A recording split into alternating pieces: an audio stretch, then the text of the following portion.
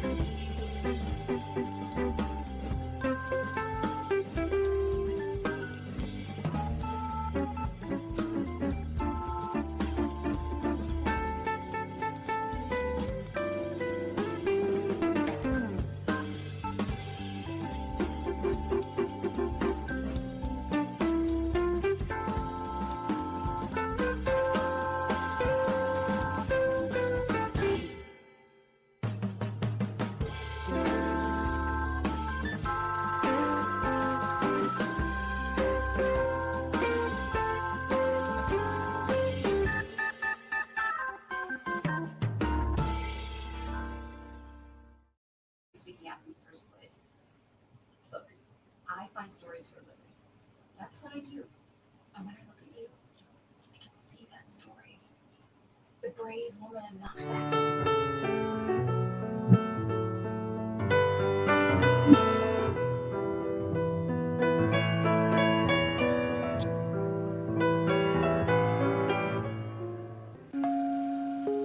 Lineup for yesterday by Ogden Ash. A is for Alex, the great Alexander. More goose eggs he pitched than a popular gander. B is for Bresnahan, back of the plate. The Cubs were his love and McGraw his hate. C is for Cobb, who grew spikes not corn, and made all the basemen wish they weren't born. D is for Dean, the grammatical diz. When they asked who's the tops, said correctly I is. E is for Evers, his jaw in advance, never afraid to tinker with chance. F is for Fordham, and Frankie and Fish. I wish he were back with the Giants, I wish. G is for Gehrig, the pride of the stadium, his record pure gold, his courage pure radium. H is for Hornsby, when pitching to Raj, the pitcher would pitch, then the pitcher would dodge. I is for me, not a hard-hitting man, but an outstanding all-time, incurable fan. J is for Johnson, the big train in his prime, was so fast he could throw 3 strikes at a time. K is for Keeler, as fresh as green paint, the fastest and mostest to hit where they ain't. L is for LaHoy, whom Clevelanders love, Napoleon himself with glue in his glove. M is for Matty, who carried a charm in the form of an extra brain in his arm. N is for Newsom, Bobo's favorite Ken. You ask how he's here, he talked himself in. O is for Ott, of the restless right foot. When he leaned on the pellet stay put. P is for Plank, the arm of the A's. When he tangled with Matty, games lasted for days. Q is for Don Quixote, Cornelius Mack. Neither Yankees nor years can halt his attack. R is for Ruth, to tell you the truth. There's no more to be said, just R is for Ruth. S is for Speaker, swift center field tender. When the ball saw him coming, it yelled, I surrender. T is for Terry, the giant from Memphis, whose 400 average you can't overemphasize. You would be Jubal if Carl wore a Cockney, but we say Hubble in baseball like football in Rockney. V is for Vance, the Dodgers' very own Dazzy. None of his rivals could throw as fast as he. W, Wagner, the bow-legged beauty. Short, closed to all traffic with Honus on duty. X is the first of two X's in Fox, who was right behind Ruth with his powerful socks. Y is for Young, the magnificent sigh. People battled against him, but I never knew why. Z is for Zenith, the summit of fame. These men are up there. These men are the game. Lineup for yesterday, Ogden Ash, January 1949, Sport Magazine.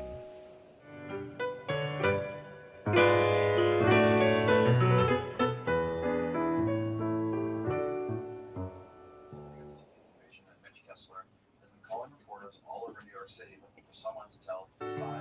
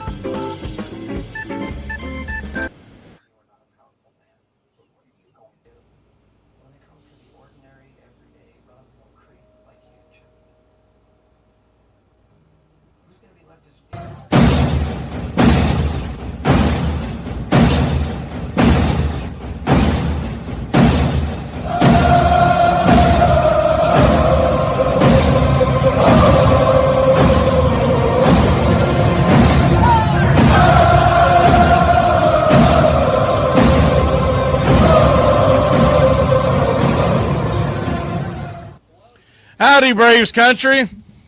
Mac McGee here with you, and we got a big series. Doesn't get any bigger than this. They got to get it together. I mean, there is no other word for it. They have got to get it together. Tonight, it is Bryce Elder Day, and we'll go over the rest of the series here in a minute. But what you see on your screen here is the pitching staff. And the reason why I wanted to hit that up, there's a couple of good reasons for that. And I want to go over some things that was shared over the last, 12 24 to 48 hours, just kind of in the Braves country community. It's some of the numbers that are just going to be absolutely shocking to you, that are going to kind of take you back as far as there's a number one. Let's go ahead and get the good over with, because we're going to do the good, bad, and ugly typically on these. So let's get the good over with, because it's not the biggest news in the world, but there is some reason for optimism. Read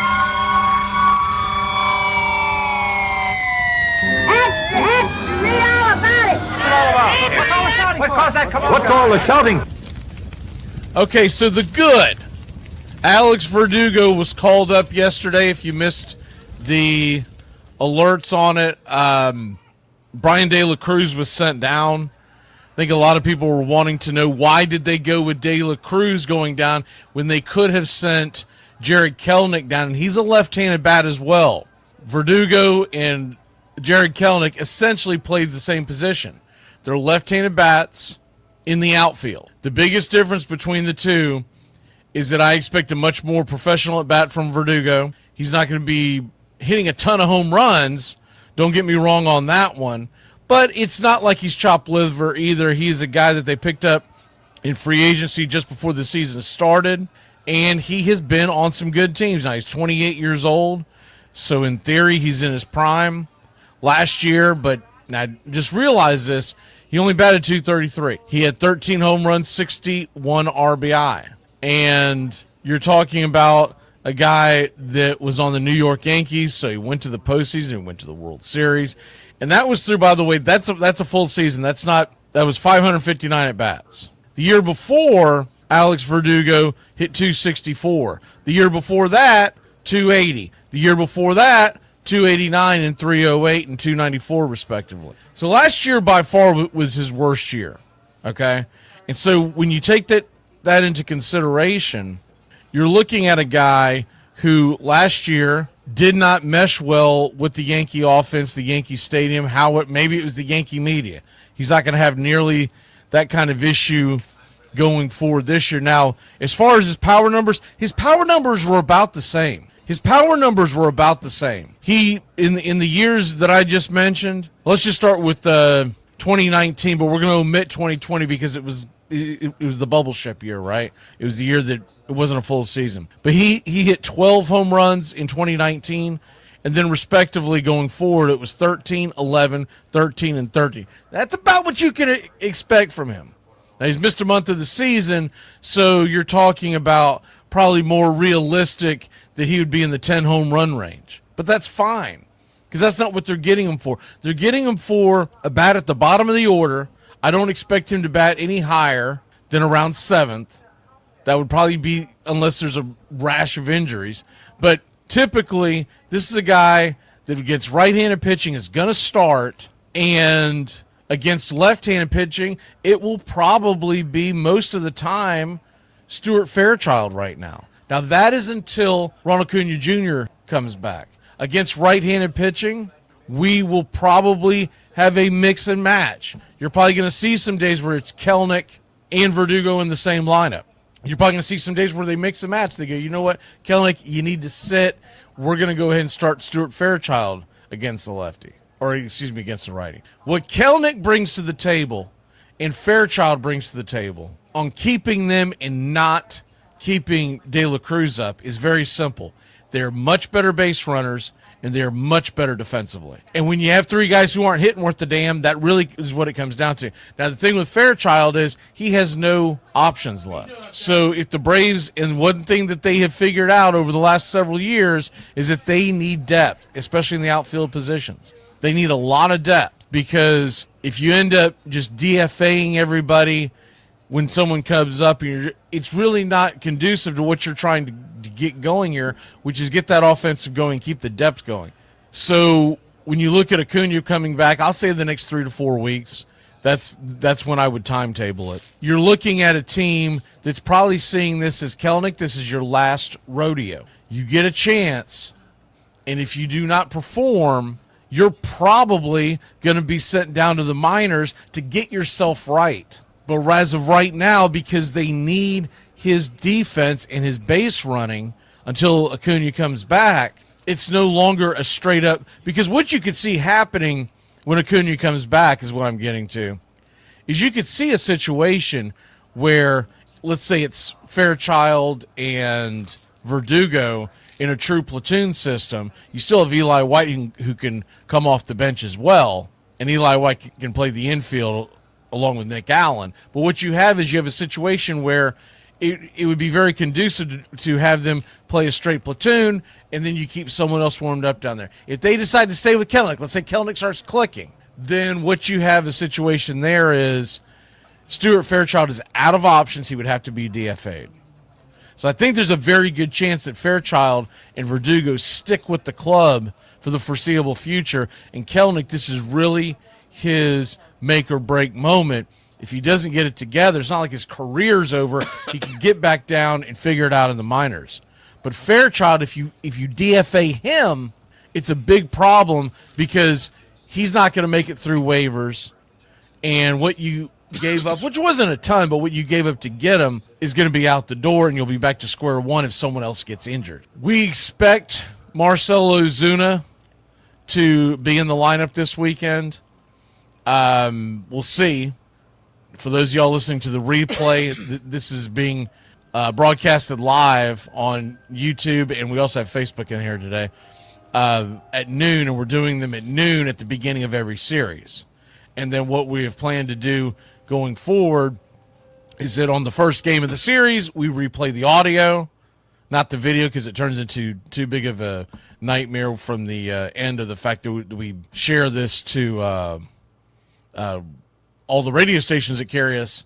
So it's just audio. So if you want to see the video, you can either watch it live or you can pull it back up later. And then on the other games, it's not the first game of the series, we're going to come in about 5 minutes before first pitch after we do the lineups and everything else that we do here. And we'll go over any news and notes and then get ready for first pitch. It's more conducive. Talked about this earlier this week, but we don't get a ton of views going into it when we've been doing this for a long time, starting these for about a half hour before the game starts, and we don't get a ton of views, and more people come in at the end, and then they ask the same questions that we just went over, and I don't really have time to do that because I'm trying to bring you the game. So I can answer a question here and there, but I can't go into depth on any of it because I'm focused on bringing you the game. That's my main priority, because not only are we being carrying on YouTube, but we're being carried on radio. And people driving down the road don't know what the hell I'm responding to anyways, but they've gotten used to the fact that if they want to ask a question, they can jump in the chat, on YouTube. But if they're listening to it on radio, I'm trying to bring what they can't see. I know on the YouTube side, you can usually see the game. I get that. Or see the version that we give you. It's not actually the game, but it's the AI version. But anyways, that's the good. I've been waiting for Verdugo to come up. I kind of figured he was going to come back up at the beginning of this homestand. We talked about it earlier in the week, and we ended up being right on that one. So Verdugo, we'll see what happens there. We're still waiting for an announcement. Maybe we get the announcement this weekend, but Craig Kimbrell being added to the bullpen. And the thing that I want to talk about that is, and this is, well, we'll do the bad first. The bad is, the Braves, and this is specifically talking about the offense. The Braves, in 2023, they became the first team to slug 500 or better for a full season. It was actually 501. And this was shared by DOB on X. They currently have a 373 slugging percentage. Doesn't sound like a big difference, but it really is. And that's the same as the Miami Marlins, okay? Who the average Joe can't name two guys in their lineup, right? And they are tied with the Toronto Blue Jays for 18th in the majors in that category. Now, I get it. We're only just about 3 weeks into the season. Or I guess we are 3 weeks into the season. And I get it. Baseball's a long season, but it's disheartening.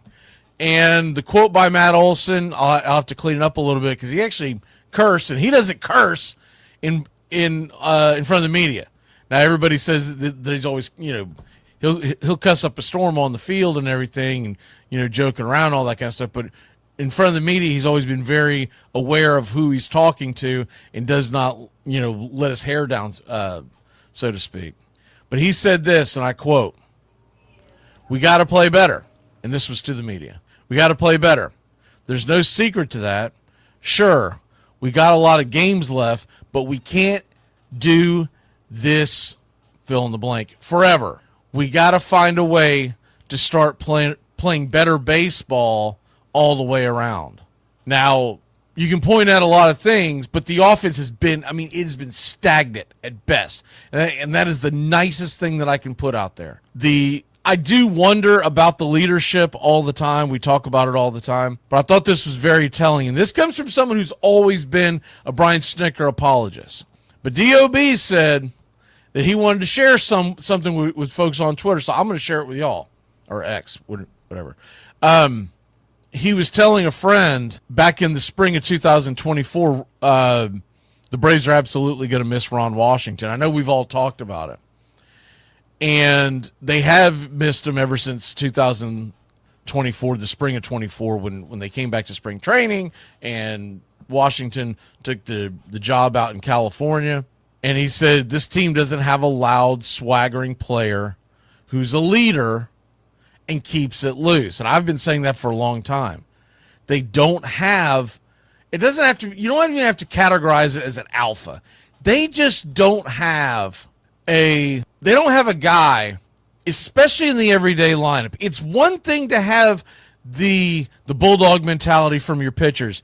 I believe Chris Sale has it. I believe Spencer Strider has it. I believe Spencer Schwellenbach has it. They have that gritty mentality. But it's different when you don't have that player in the lineup every day, like a Ronald Acuna Jr. And I do think they miss his personality. It's different sitting in the dugout and pulling for the guys that are actually playing. But it's like they've never prioritized a very good player and their personality when they went to go get him. Now, look, we had always kind of heard in spring training and before spring training, but after the signing, that's who Jurickson Profar was. But he seems like more of the happy-go-lucky. Of course, it doesn't do you any good because he can't be with the damn team because he got busted for PEDs. So everything that could go wrong went wrong. But I've been saying for a long time, as much as you love the bats of Austin Riley and even Ozuna, they're not that boisterous. Let's go get them, damn it. Enough of this. And there's a lot of players on a lot of teams that a lot of Braves fans hate.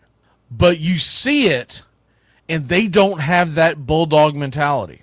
Everybody hates Bryce Harper because he's kind of a jackass. But you see it in him. I've heard a lot of people complain about Nick Castellanos.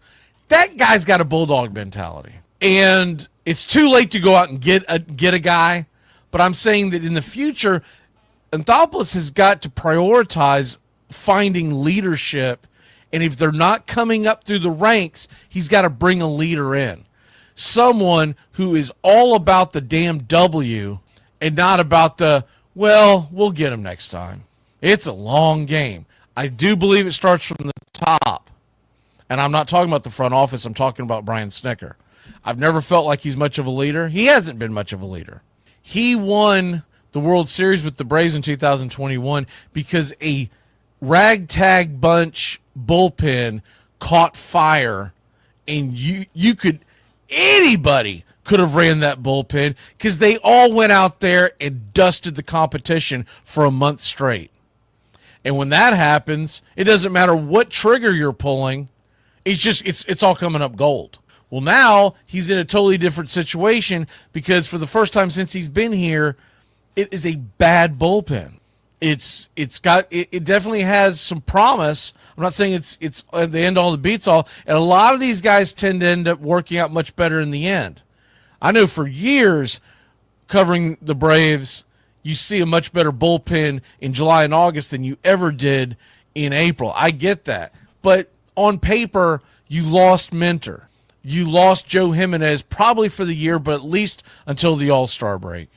And you're trying to tell people that the lefty-righty 1-2 punch of Minter and Jimenez are going to be the same with Dylan Lee, who's actually pitched pretty darn decent. I mean, he's had his hiccups, but pretty decently. And Daysbel Hernandez and Pierce Johnson. Those guys are literally 7th-inning guys, 6th-inning guys, maybe in the 8th. But typically you want them in the 5th, 6th, and 7th. Fifth being the absolute worst option. A guy just falls apart and you got to go grab someone out of the bullpen. But in the 6th inning, the 7th inning, the 8th inning, it's a different mentality. Because the guy that comes in the 6th and 7th inning, he's trying to hold the line. The guy that comes in for the 8th, and I'm talking about because Jimenez was the righty and Minter was the lefty, they were expected that if we had a lead or we were tied to keep the damn game where it is. You come in, and you're coming in the 6th inning, 7th inning, and you're down by a run, it's a totally different mentality. And it's guys with different stuff. Let's be honest. Joe Jimenez and A.J. Minter have more explosive stuff than the guys that we're putting out there now. So now you got Daysbel Hernandez, who has pretty good stuff, but he's very inaccurate with his command. You've got Dylan Lee, who doesn't have the best stuff, but he's pretty good with his command. Jimenez and Minter were normally lights out. And I know a lot of people would joke and make fun of Minter and blah, blah, blah. The guy was lights out. He really was. For a reliever, I mean, I think people have unrealistic expectations from relievers to begin with. I never expect a guy to come in and always pull up a 0 because that's not baseball. That's not the way the sport works. But at the same token, you want a guy who's going to come in at the end of the game to represent something.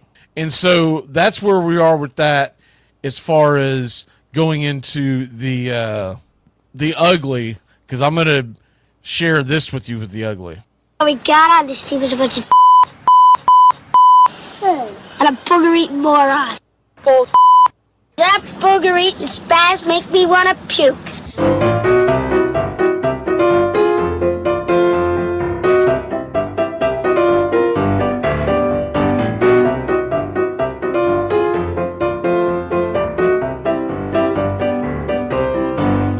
All right, so, and look, the thing about A.J. Minter is I think the Braves literally thought that he was not going to be anywhere near ready till about midseason. Well, that's not the case. A.J. Minter has been pitching for the Mets. He's been pitching very well. What's he been sitting at here? His ERA. He's sitting at 2.16 in 9 appearances so far, and he is the left-handed setup man for the Mets. And they prioritized that, and they paid him $22 million, I believe it was, for 2 years. And I think the Braves just didn't want to go over that number. Okay, I get it, but when that happened, this is what is going to follow. So here's this thing, and this is the one that really will slap you in the face. First of all, if you really want to talk about the ugly, because this is the ugly part, what about Wednesday's game? 19 strikeouts. 19 strikeouts. That is pathetic. The top 2 guys in the lineup, Harris and Riley, struck out 4 times. Olsen struck out 3 times. Baldwin struck out 3 times. He's a rookie. I'd almost give that a pass. But 4 times, and you've got a guy hitting leadoff. I was going over the numbers during the off day. His swing and miss rate is much higher. His strikeout rate is much higher. His hard contact rate is much lower. Everything points to the fact that Michael Harris II is not a leadoff guy in 2025. Not now. They've got to drop him in the damn order. I don't care if there is a righty up there on the mound. They've got to drop him in the order. If you want to put Ozzie up there at leadoff, okay. I still say the best answer is to put Nick Allen at the top because the guy's just trying to get on base. And he'll let the Rileys and the Olsons and the Zunas and the Ozzies drive him in. And it's the best place to put him because he has the highest batting average. He has the highest on-base percentage for the Atlanta Braves. And he's got speed. See, it just dumbfounds me. We'll see if they'll finally do it this weekend, but it makes no sense because we're always told that the whole thing's analytically driven, that they're lineups, that the higher ups hand the lineup to Snicker. He has no input in it, essentially, and he's supposed to. So if you're doing the computer spit outs, what year are you using? Because you can't be using this year because it makes no sense that Nick Allen keeps hitting in the 8th and 9th spot when he's got the highest batting average. Get his ass up there, because where you have him positioned, you're either assuming we're coming out into the third inning without a hit yet, and you want him to try to get on, right? Or you're putting him in there and you have a guy who doesn't have a big slug percentage, not a high OPS, to drive runs in. It doesn't make any sense. I want Nick Allen at the top of the damn order. And if he's not at the top of the order, he needs to be hitting in front of guys who are not getting on base. I'm not saying go crazy and put him in the middle of the order. I'm not saying he should be hitting in front of guys like Smurf and Wiz and Icehouse and, not saying all that. But I'm saying every game we see him, he's either batting 9th or he's batting 8th, and there's always some bozo who's sitting in front of him that is not getting on base. So that's number one, but this offense is just putrid. And they got to start getting guys on base, and maybe Verdugo can help that. But Harris has got to be dropped in the order. And I'm telling you, from what I see, and the numbers don't lie, he is a much more competent hitter when he's around the 6th area. He has flourished batting 6th in the Braves offense over the last couple of years.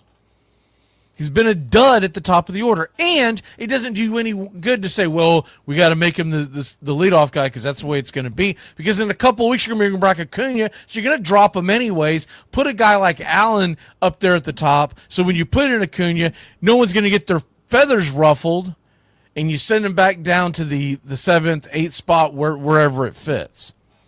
But this is what I wanted to bring up to you as far as the ugly. The Braves starting rotation is 25th in ERA in Major League Baseball with a 4.65 ERA. I get it, we've had some injuries, but that's ridiculous.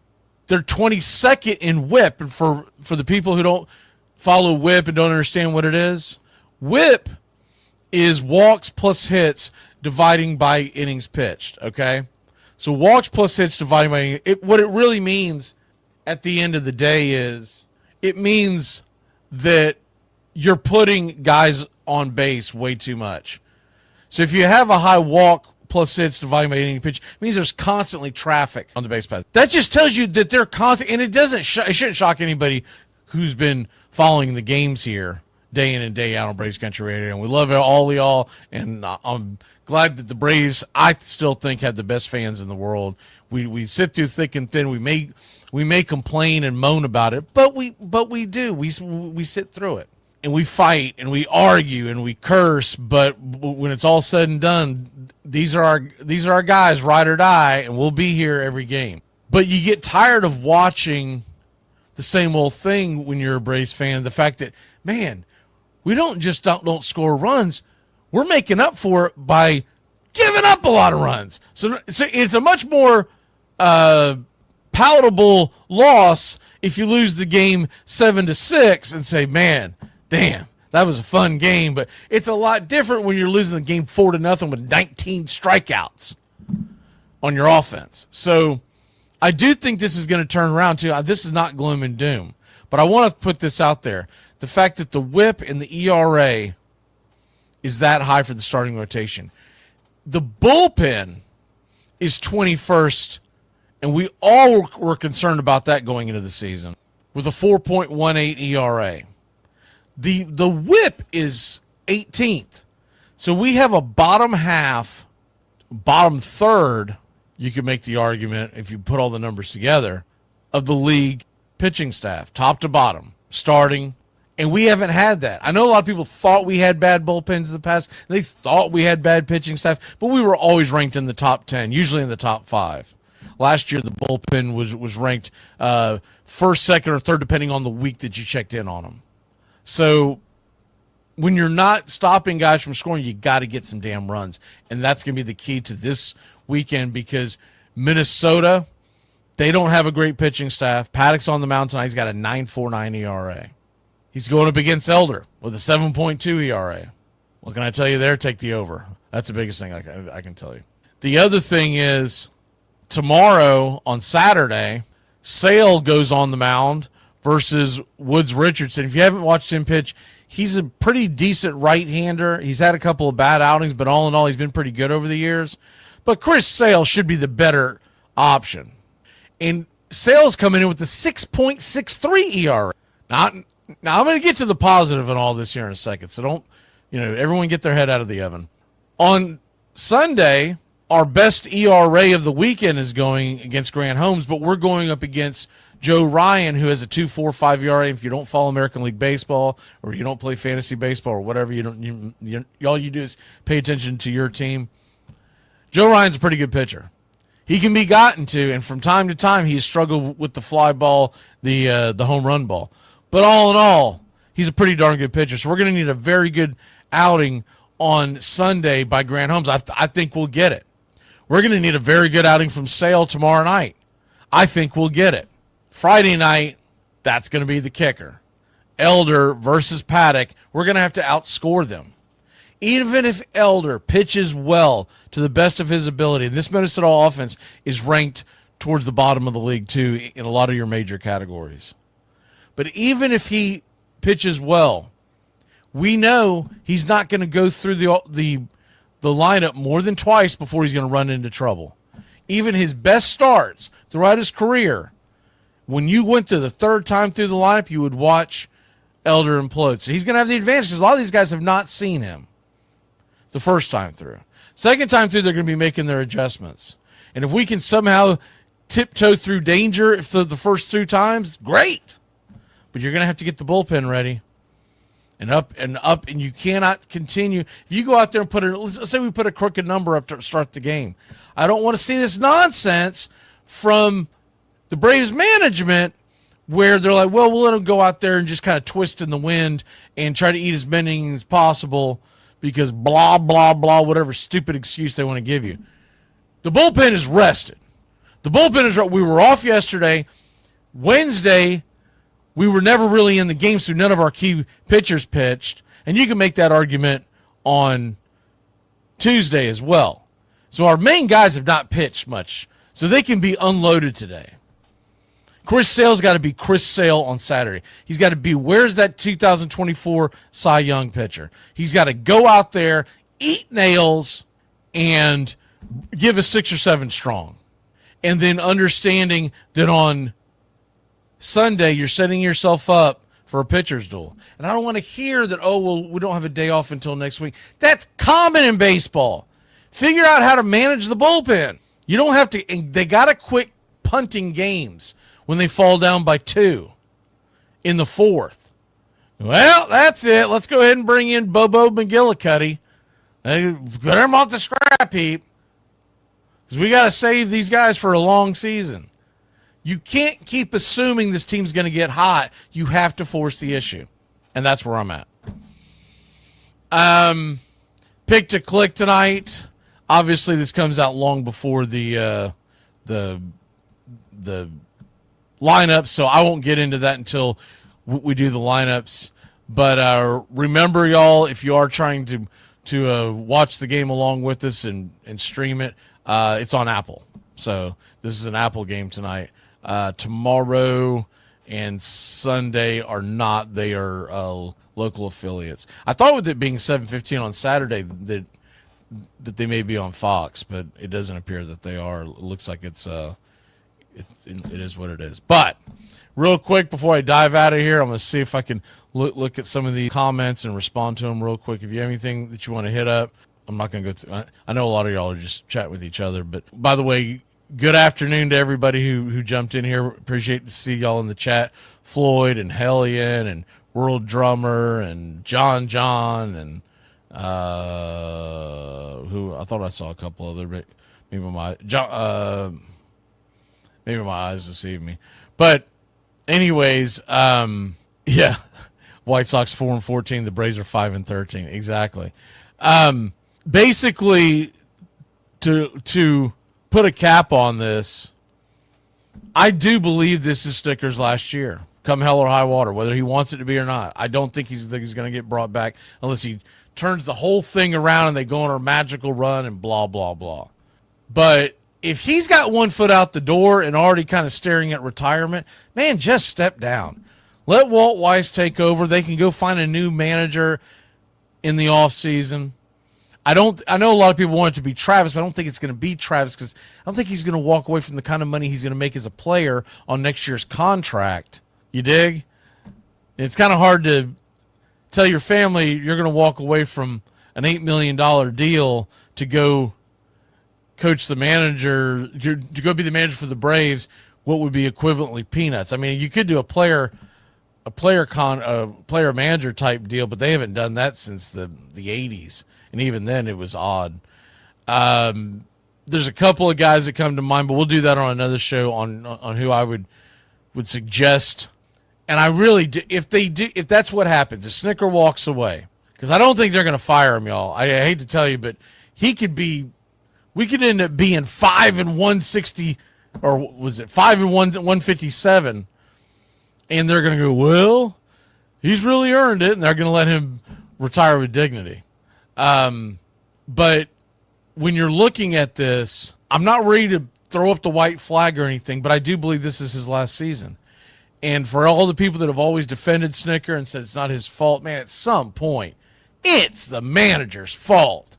You can't keep blaming all these talented players and say, well, they're not doing this right, they're not doing that right. Well, whose job is it to make sure? Because I can tell you some right now who's a certified executive chef who's ran many a kitchens. I could never go to the ownership groups that have ran the restaurants that I've ran, or own the restaurants that I've ran, and said, well, it's not my fault that the restaurant's going to hell in a handbasket. It's really the guy working the fryer. It's the dishwasher's fault. It's the guy who ran the grill on Friday night. I could never say that. It's the expediter's fault. No, they're going to go, then teach his ass. Teach her ass. And if he can't do it, we'll find someone who can do it. So this idea that it's everybody else's fault but the managers, this is the only world where that's ever spouted. Try to pull that at your job. If you're a manager or something, say, well, and just constantly blame it on everybody else. That's not the way it works. All right, we're going to get out of here, y'all. Great show. And yes, Swamp Boy Snick has been exposed, but I don't think I felt like he was exposed before that. He's never done a great job of managing the bullpen. And the problem is with Washington, and I saw someone say this, but I'll put it much more succinct. We think Washington would be this great manager of the team. He really wouldn't.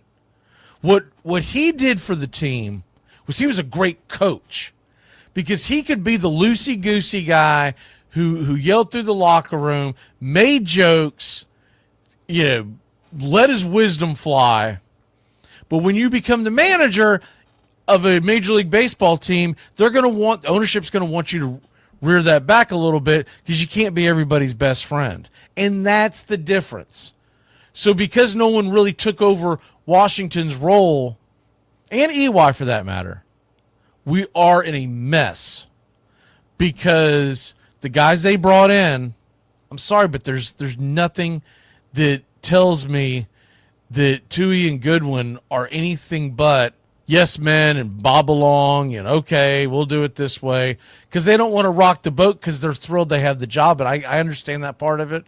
Washington didn't give a damn. EY really didn't give a damn, because they looked at it as, we're here to win. And that's what that locker room, if anything else, the locker room is missing. We want to win at all costs. Let's go out there. Let's run through that damn wall.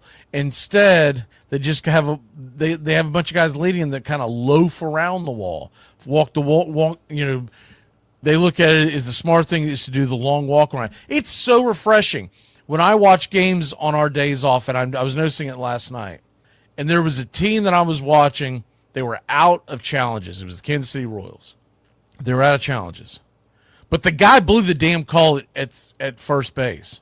And as opposed to throwing up his hands and go, oh, shucks, there's nothing I can do about it, he went over there and he let that first base umpire, no, you screwed up, man. You're going to cost us any chance. And at the time, it was an important part of the game. Now, look, maybe he should have saved his challenge. I don't know. I didn't see that part of the game. But I like the fact the guy was going to battle for his men. You think there's ever been a general worth a damn that with the oh shucks attitude?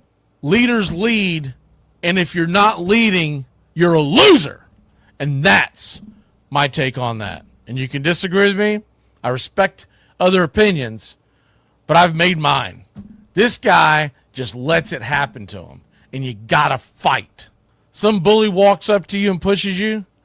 There are people there that will look. They'd rather not to get into it, to walk away, da-da-da-da-da. And then there's those of us who go, the hell is your damn problem? That's the mentality that we need at the top. And we do need some players. Problem is, I don't think we have any of those. I don't know enough about Verdugo, but we need someone who's going to step on the metal and put the pedal to the metal and go, let's go. We can't continue to be 5-13. Because I guarantee you, if you're 10-26, you're cooked. And we have a 6-game homestand that can change this whole thing.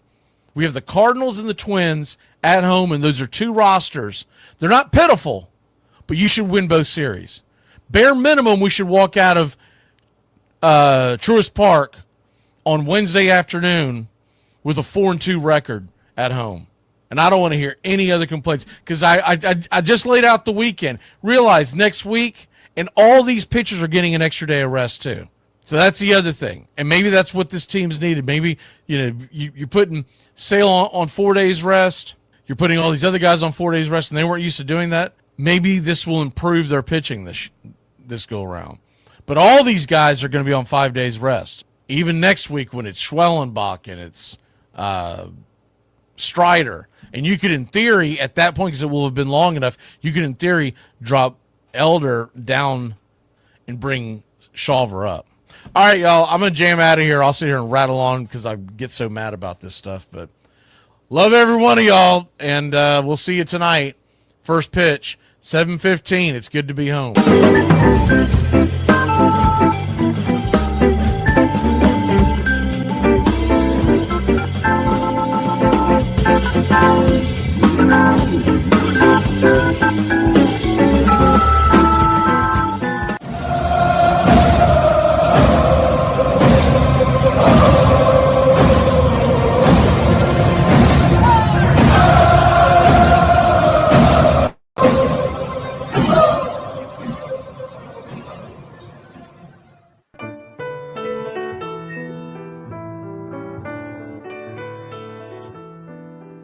Lineup for Braves Country by DM McGee.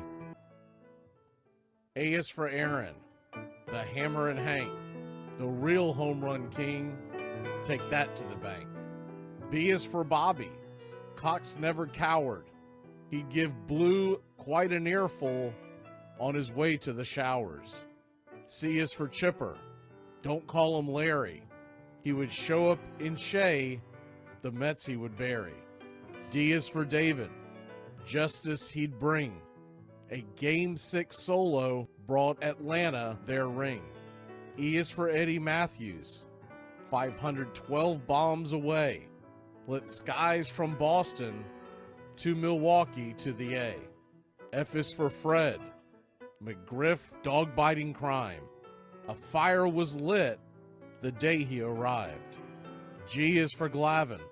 Southpaw winds and kicks, changing speeds east and west, a gem in Game 6.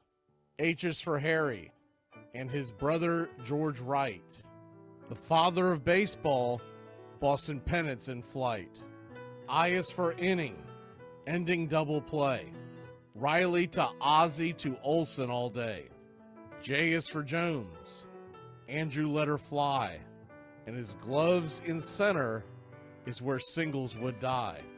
K is for strikeouts, a plenty from Strider, the quads in the stash, getting swings from that slider. L is for Lopez, Javi to B-Mac, Travis and Smurf, we've been lucky to see that. M is for Mad Dog, he won 355. could swat flies with the changeup and still bust you inside. N is for Necro. He got to the hall by bending and knuckling and floating that ball. O is for Otis. Old Nixon could fly. The catch at the wall baffled our eyes. P's still for Peterson. We were all rockin' pearls. With Eddie and Jorge, we were out of this world. Q is a quandary for why Dale is not in. Murphy MVPs again and again. R is for ranking. The top pitcher's lore. Remember Kid Nichols, 107 WAR. S is for Smoltzy. The big three in the hall. When the game's on the line, you give John the ball. T is for Tyler, Matzik, and the gift of 2021, the entire night shift. U is for Chavez, but we say Uncle Jesse. The frames, the release, kept the batters guessing. V is Van Weeren, Skip Carey 2, Don Ernie Joe, the tales from the booth. W is Warren, spawn Johnny Sane. They'd ride him in Boston and then pray for rain. X is Mazzoni. Yeah, X marked the spot. Leo rocked next to Bobby, and his pitchers stayed hot. Why it makes us feel young, the game's main appeal. Chopping through the battery, there's no better feel. Z is for Zip Boom Bam, Ramalama Ding Dong. Throughout the summer, we sing that song. From AJ to eyeglasses and a hell of a pen. Mad Max, Uncle Charlie, win after win. A cannon from short, and RC you later. Acuna Matata, there is no one greater. Though you can't fit them all when you just A to Z. Think of your favorites in the rafters we see. I started with 3, then 10, 25, 47, 31, and of course 29. Let's not forget 21, 41, 35, the great 44, or 755, and old number 6, who led his great teams. The pennants were flying. It felt like a dream. From Boston to Milwaukee to Atlanta's TBS, a family, a tradition, Braves Country's the best. Line Up for Braves Country by D.M. McGee.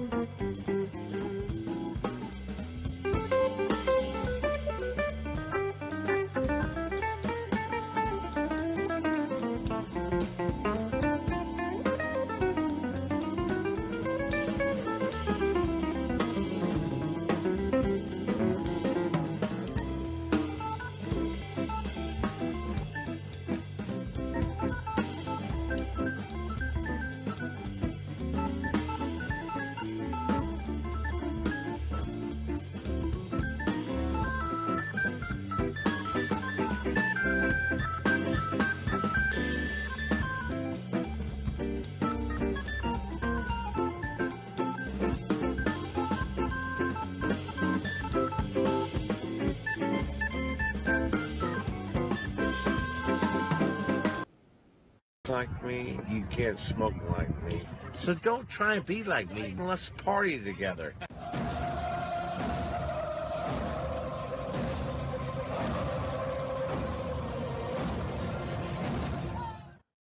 There's something kind of about a kid that's never played baseball. We have been hoodwinked, bamboozled, and flat out deceived. Why did you get so drunk? You got drunk. I'm just really exhausted. What's in that cup? Rum and Cokes. Do you have any idea how important this is? We're trying to save the pub cup. Really? This is what you're doing? This is what you're doing?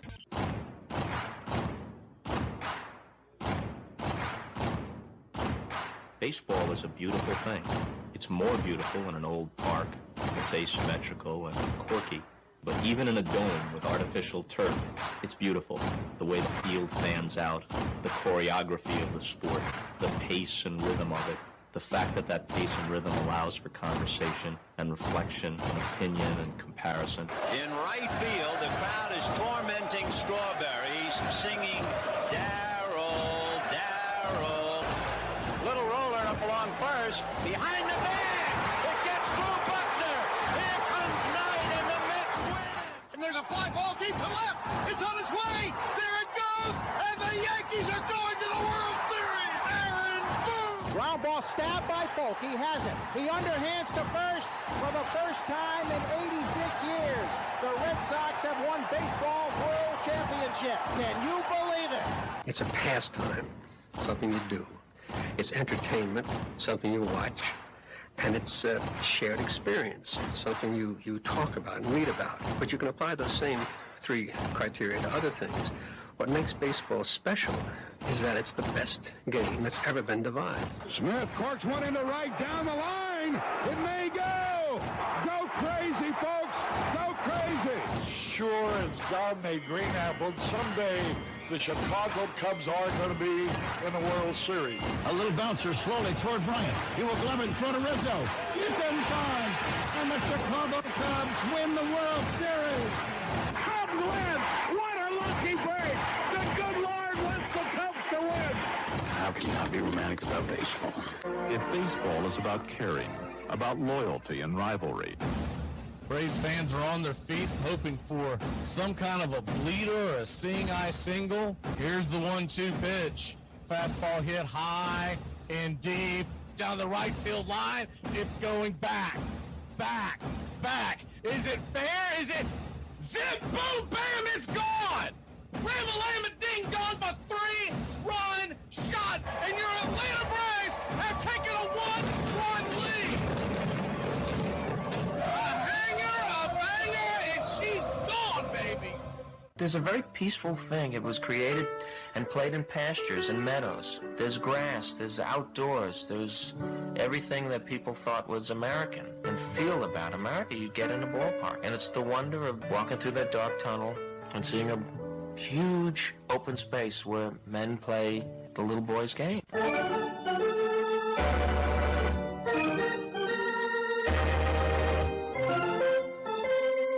I believe in the Church of Baseball.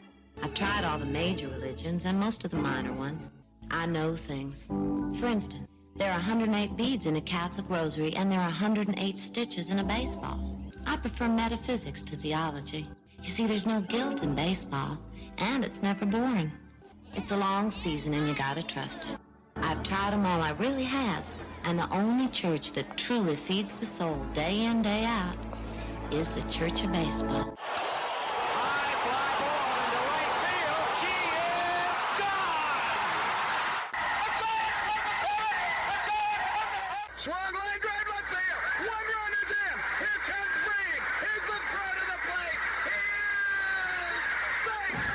You're in Braves country. If there's a bigger thing going on right now, I don't know what it is. We're down to one strike here. Gurriel, the last hope for the Houston Astros. Here's the 0-2 pitch. Swung on, bounced over to Dansby. Dansby fires it over to Forrest. And here comes the dog pile. Fire the cannons in the battery. Do the chop. All throughout Braves country, pop that top! Your Atlanta Braves have won it all! gentlemen, welcome. We direct your attention now to home plate. Please remain standing. We call your attention to our bands here today. They will be jointly directed. And now, another fixture, our national anthem.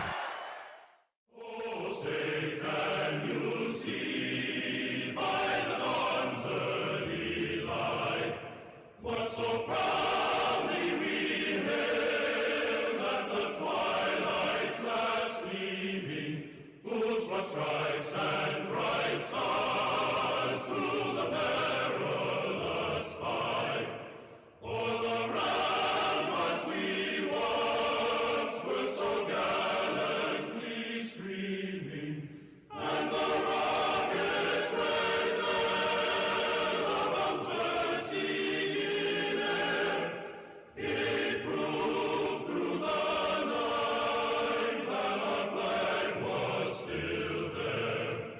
Oh, say does that star-spangled banner yet wave o'er the land of the free and the home of the Play ball! At this time, ladies and gentlemen, we'd like to introduce today's teams as participants in this historic game.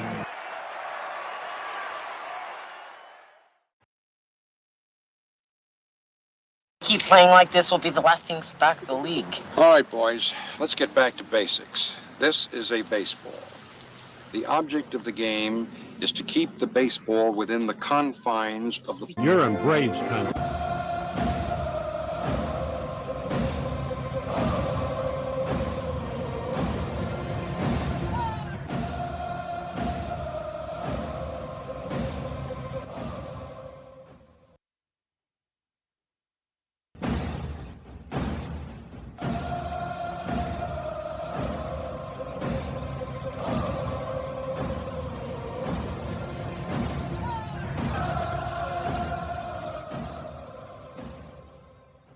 Down a beer?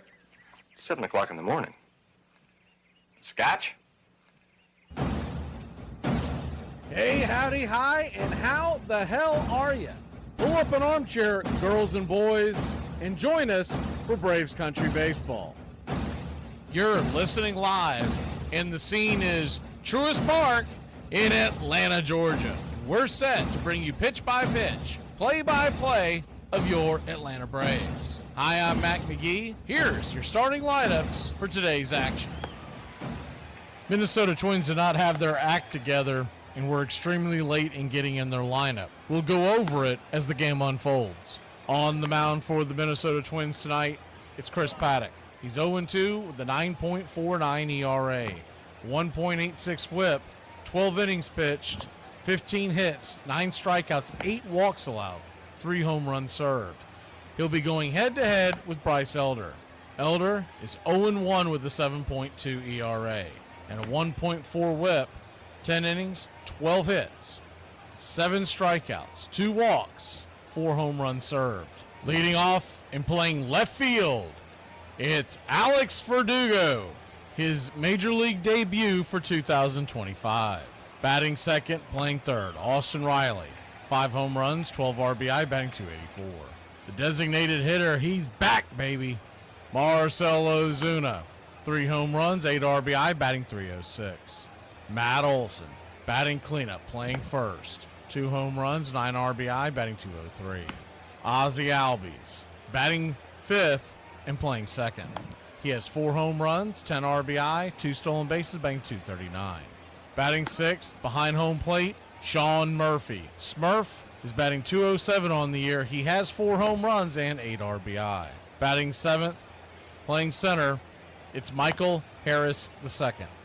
2 home runs, 6 RBI, batting .179. Batting eighth, at short, Nick Allen.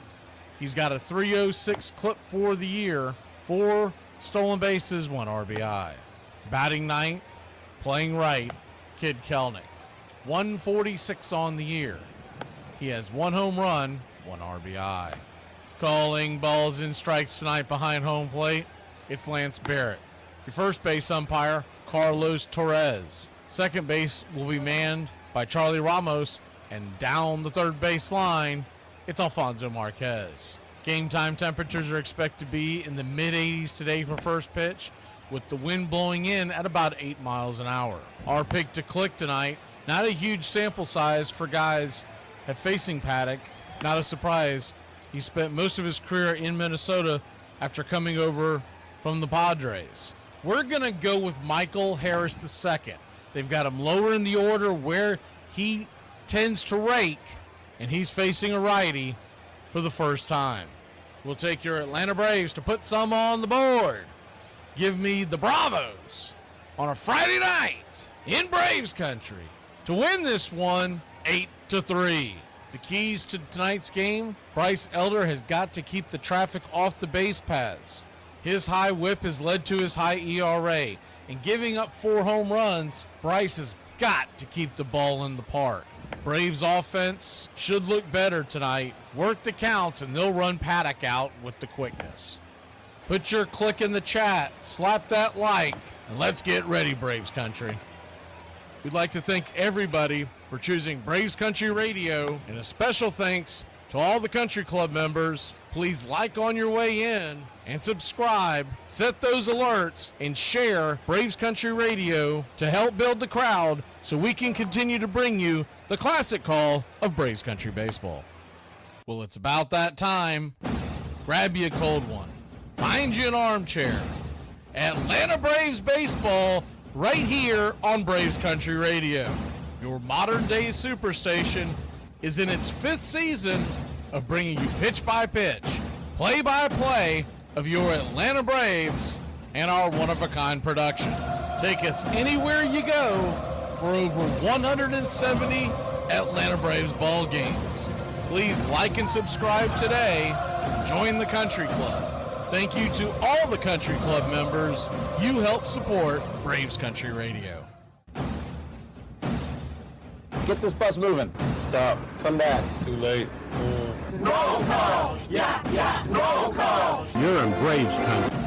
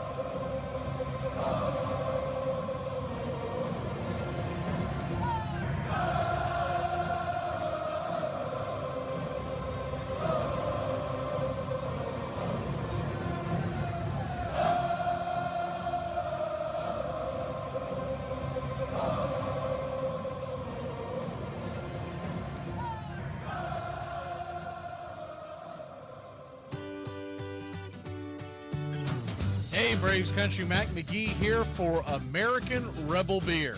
America's patriotic light lager, all natural ingredients. Stand tall, be proud. The perfect beer to celebrate life, liberty, and your pursuit of the American dream.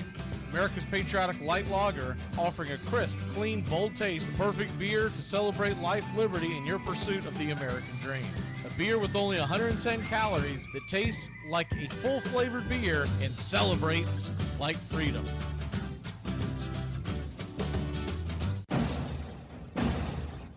Hey, Braves Country, this is Mac McGee with Braves Country Radio. We are bringing you pitch by pitch, play-by-play of your Atlanta Braves all year long. Join the Country Club today. Help support Braves Country Radio. Join the Country Club today. It helps us bring you more of the game we all love. Braves Country Radio, your home for the classic call of Braves Country Baseball.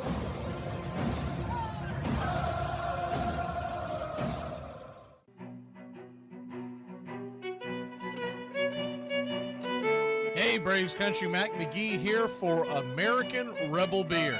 From the mountains to the prairies to your pint glass with white foam, we're bringing back beer with a backbone. All that matters in our brew is taste and a touch of American excellence. American Rebel Beer, born in the USA.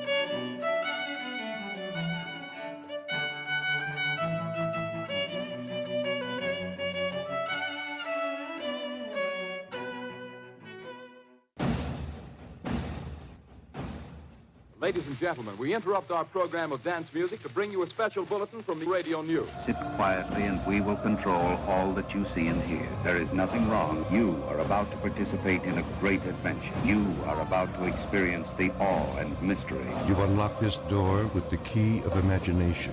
Beyond it is another dimension, a dimension of sound, a dimension of sight, a dimension of mind. You're moving into a land of both things and ideas.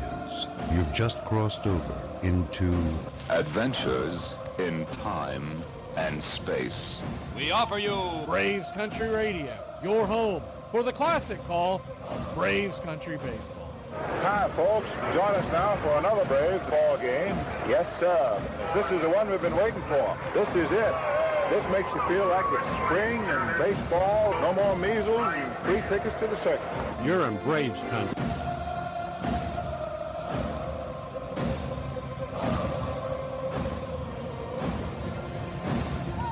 This is a reminder, disorderly conduct will not be tolerated. Please respect your fellow fan and refrain from any unruly behavior. Failure to comply with these guidelines will result in ejection.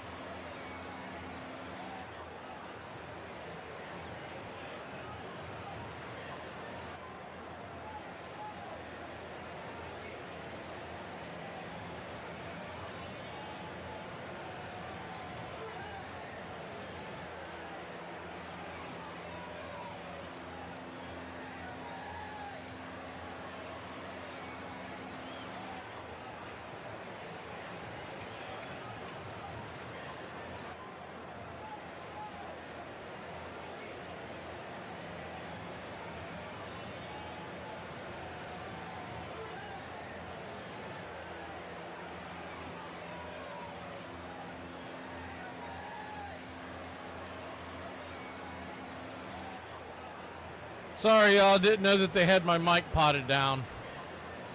I finally saw someone talking about it. The 2-2, swing and a miss, strike three. We'll be back in a flash. When we come back, we've got audio. I'll address that situation off air.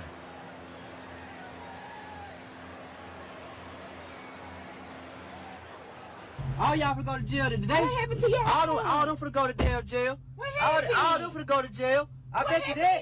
I bet you that. They jumped on. They jumped on me. They jumped on me, man. Let my window. All them finna go to jail. I'm finna press charges. For what? What happened? For John Minn that damn word. It look like you been crying. You been crying? No, I ain't been damn crying. No one running my mouth. This one right here with the red shirt on. That big dude? Yeah, we win the damn break. When he want to talk big. Talking about he tired of doing everybody. He is big. He tired of doing everybody work. He tired of coming to work. Everybody coming to work. Now he got to do their work. And he looking at me the whole time. So I was like, bro. But you do be like that. No, I said, bro, if you got a problem with me, tell me. So you he got on me me first. He bounced me up. He bounced me around like 3-4 times, threw me against the wall. That's all he did. Oh, come on, we gonna That's all he did. But I bet he lost some hair though. I'm being mad about he got on me. They said they might have the damn catastrophe, whatever you call it. They gonna take that off. Catastrophe, indicated. I don't know. I feel constipated. Yes, it was a battle. One of them was going to win it. Who is going to go down to the end? Don Mattingly and Dave Winfield entered the final day of the regular season with the American League batting title at stake. Yankee manager Yogi Berra wouldn't say which of his stars would win. Both of them. I wish they'd break even today.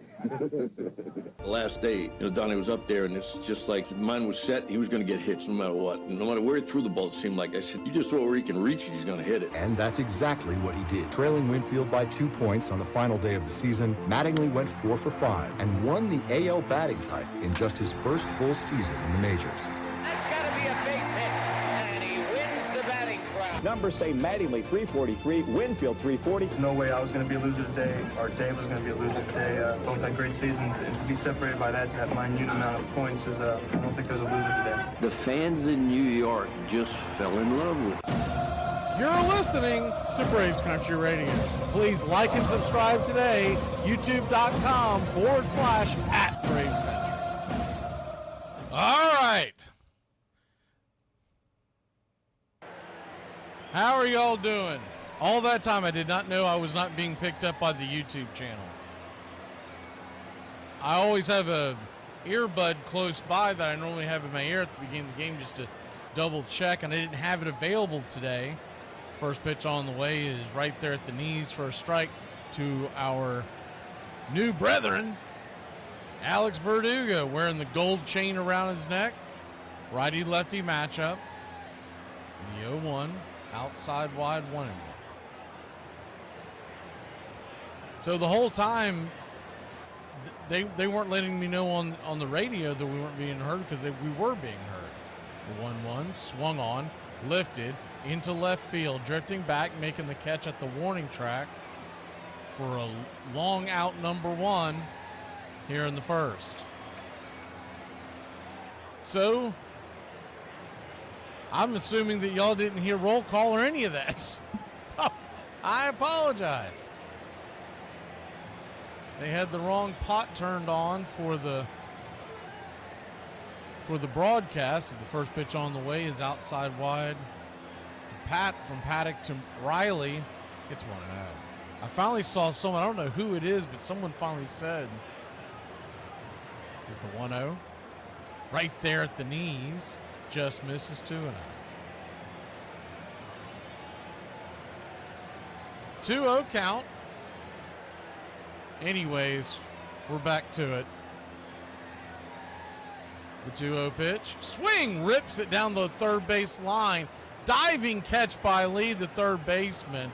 A Gold Glove type play. That ball was smoked. 2 down.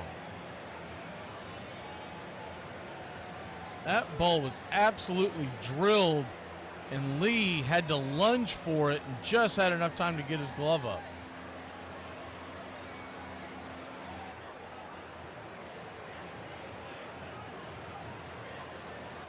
First pitch on the way to Marcelo Ozuna, who's back from the IL.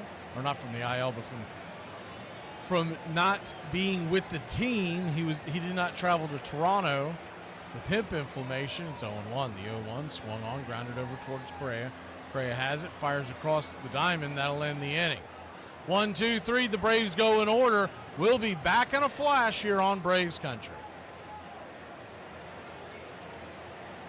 Have you ever thought to yourself, this guy won an MVP? I didn't know he won an MVP. Zoilo Versales. He led the league in several offensive categories in 1965, including runs, doubles, triples, and total bases. He was a big reason the Twins won over 100 games that season. He was very reliable and someone the Twins could count on that season. How do I know that? Because he led the league in plate appearances and at-bats that season and only missed 2 games. His .273 batting average at the end of the season is the 3rd lowest by any American League MVP. He received 19 of the 20 first-place votes, besting out his teammate Tony Oliva. When you compare them both that season, Versales had more runs, home runs, and stolen bases. His 7.2 WAR that season was second only to Sam McDowell. The MVP wasn't his only accomplishment that year. He also made the All-Star team and won a Gold Glove. Although he had a great season, it didn't come without some struggles. 2 other categories he led the league in were strikeouts and errors. Aside from triples and home runs, he set career highs in every other offensive category that season. In the World Series that season, he started all 7 games, hit .286 with 1 home run and 4 RBIs. I never knew he won an MVP.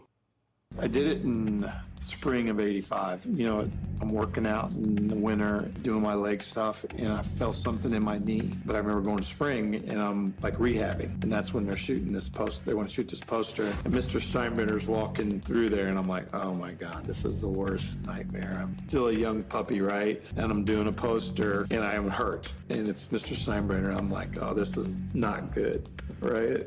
That's what I think about when I think about that poster. What kind of numbers would you consider a good season for Don Mattingly in '85? Well, every year I always said I'd like to hit 300, I'd like to drive in 100 runs, and I'd like to get 200 hits. I just want to do the things that I expect of myself. And I set high standards for myself, what things I want to do. You know, actually, I don't try to please Mr. Steinberg. I don't try to please the fans. I try to play to the best of my ability, and if I can do that, I know I'm going to be happy, and I think everybody else will be too.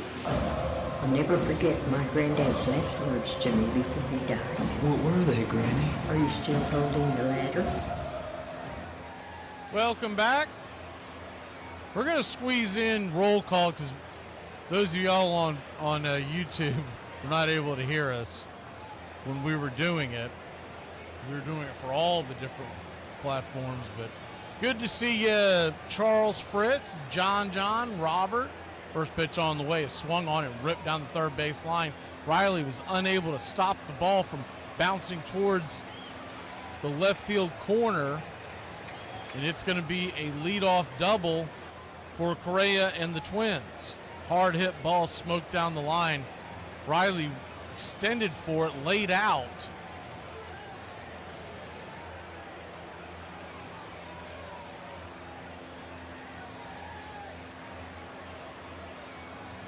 We'll change the view with the runner at second, nobody out.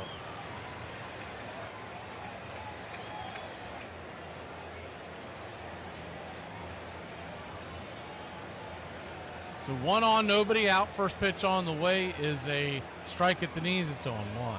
Good to see you pushing buttons, Charles Fritz. I'll probably have accidentally say a few names a couple of times because I'm going to go back and forth, and I'd rather say it than forget it. The 0-1 chop foul to 2. Kenneth Clark. Hellion. I know I saw Grandma King and Goat. James Hagan. Joyce, good to see you. Mark Ricky Ricardo. Old Billy Goat. The 0-2 from Elder. Kicks and fires. Swing, slices it foul. Out of play, we'll do it again.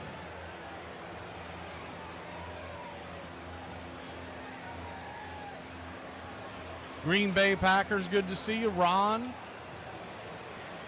Porco Rosso. I'm probably butchering that, but hey, I tried.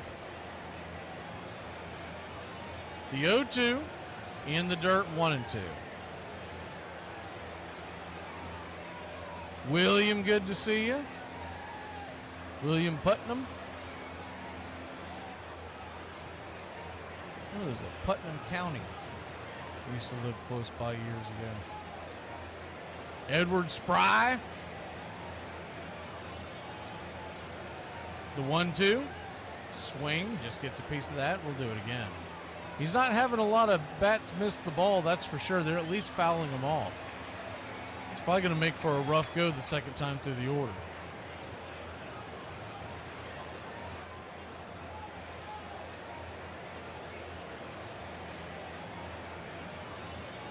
Pitch on the way, swung on and grounded down the line. That's a fair ball, and that'll be a run.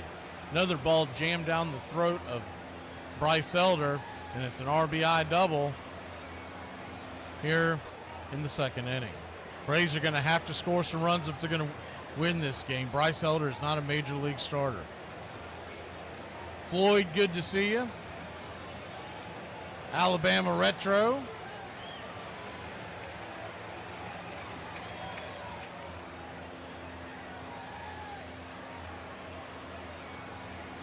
I know we said hi to Grandma King earlier. It was good to see you, Grandma. We hadn't seen you in quite some time. Jeremy Prosser.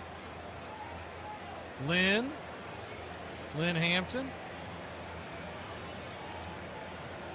First pitch on the way to lead. The left-handed back chops it over towards first. Will it stay fair? It will. Rolling very slowly to first base. Olsen will touch the bag. One away. On the play, the runner will make it down to third. And there's only one out, so the infield will come in. Joyce. Goat.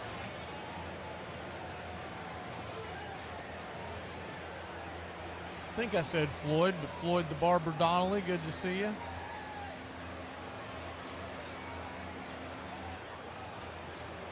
What you talking about? Willis Mathis in the house. First pitch on the way to Kishali, or Keyshaw. Luke Keyshaw. He swung on and fouled back. It's 0-1. Righty-righty matchup. William Watson, good to see you. Swing. That ball is chopped down the first base line. It's going to be an easy RBI single for Keyshaw, his first at bat of the year, and that'll be his first hit of the year. I believe he just got called up. And I believe that is his first major league hit, and they're showing his family in the stands, and they got a big laugh out of it because it was kind of an excuse me swing. John, good to see you. Tree Fitty.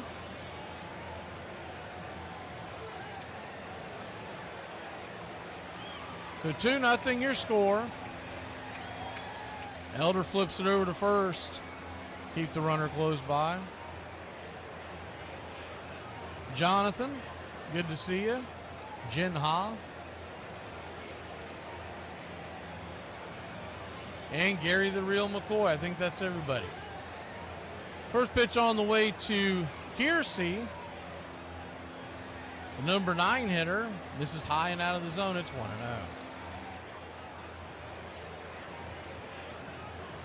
1-0. Swing. Lifted. Just got underneath it. Coming in, making the catch is Nick Allen. He drifted back. Michael Harris was coming in on the play, but easier play for Allen, so he gave way to him. 2 down.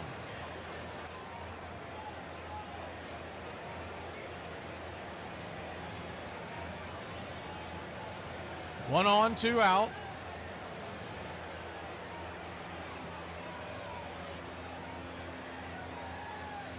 Elder flips it over to first to keep the rookie close by.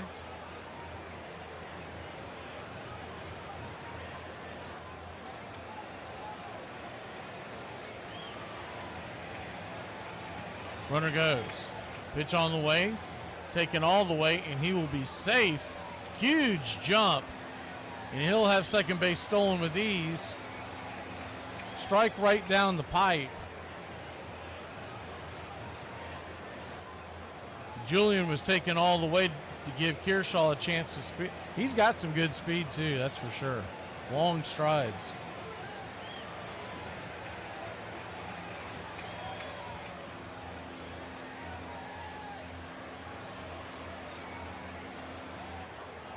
The 0-1, 93 inside, 0-2. Braves nothing. Twins 2.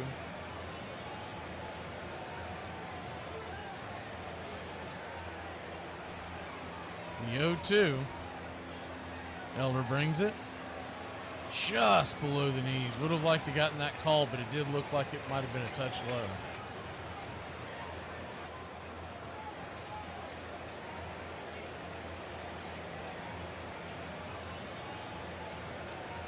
The 1-2 from Elder. Swing. Slaps it foul. Will do it again. Cardinals lead the Mets 1-0 in the third. Phillies all over the Marlins 6-0 there in the third.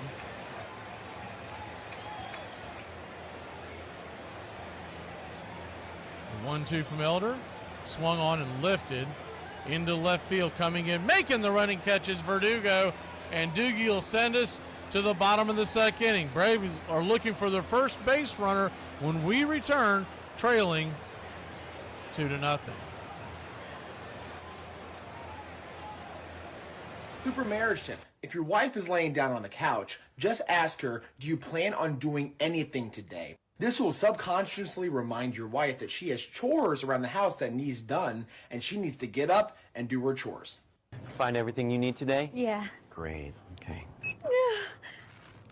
Oh, God. No. Everything okay, ma'am? It's just that you've only scanned a few items and it's already $60. I'm so scared. Okay, I'm a trained professional, ma'am. I've scanned a lot of groceries. I need you to stay with me. It's just that my in-laws are in town and they want a charcuterie board. Well, this isn't going to be easy, so I need you to be brave, all right? I need you to take a deep breath. We're about to do the cheese. Oh, my God. Don't look up there. It only makes it worse. Keep your eyes on me, okay?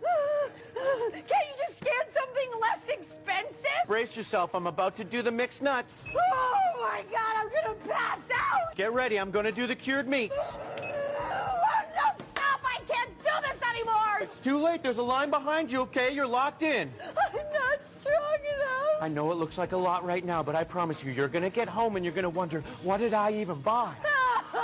Get ready. I'm going to weigh the grapes. Oh, what have you done to me, you son of a... Armchair. Crazy stats. On June 25th, 1976, in a doubleheader against the White Sox, Toby Harrah became the only shortstop ever to play every single inning of a doubleheader and not get a single ball hit to him. Cobb's ferocity drove his team to the pennant in 1907 and himself to the batting championship of the American League.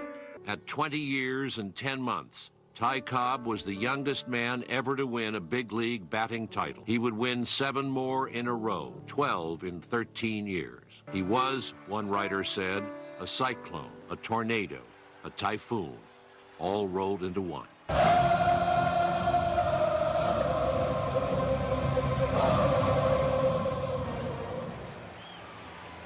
Welcome back to Braves Country Baseball.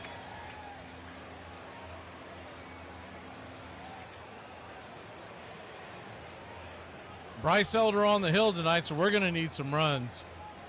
It started out well with 2 pitches, 2 outs to start the first, but since then he really hasn't put any scare into that Minnesota lineup. First pitch on the way to Matt Olson is right there for a strike. It's 0-1. Verdugo in the lineup tonight for the first time, being called up from AAA. Brian De La Cruz was sent down as the 0-1's banged foul. It's 0-2.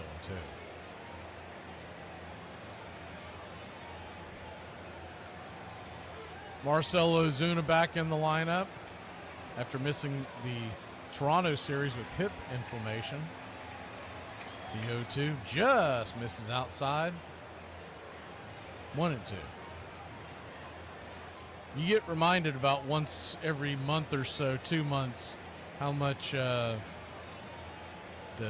Apple broadcast stinks. The 1-2 misses high, 2-2. They spent the whole last half inning with the cameras on the family of the kid that got on base. The 2-2 fouls it away. We'll do it again.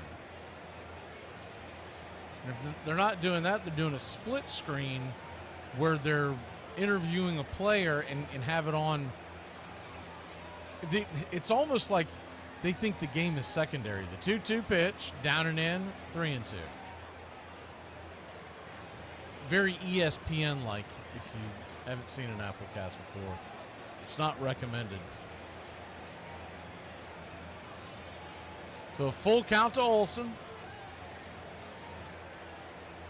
Paddock comes set. Here's the pitch. Swing. Lifts it high and deep down the left field line, but foul and out of play.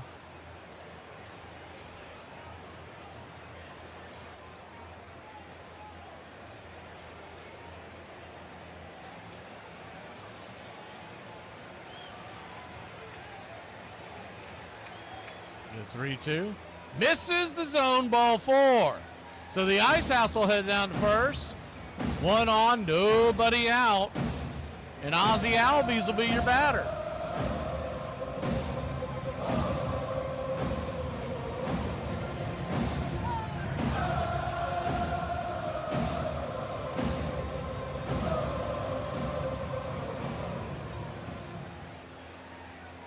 Righty-lefty matchup. First pitch on the way. High and out of the zone. It's 1-0. 1-0. Paddock comes set. Kicks and fires. Swing. Fouls it back. 1-1.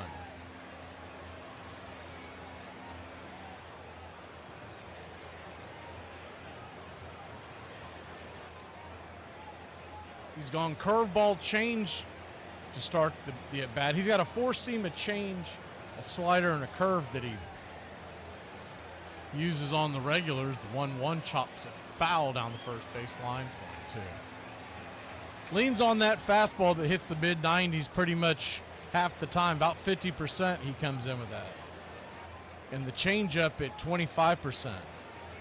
The slider and the curve on an even split just to make you stay off balance. The 1-2. Swing! That ball is belted high, but not very deep.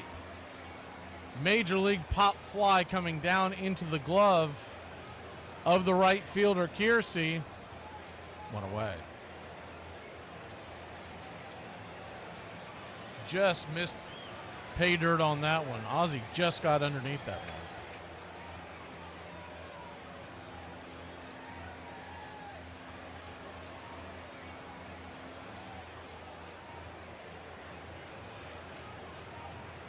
One down.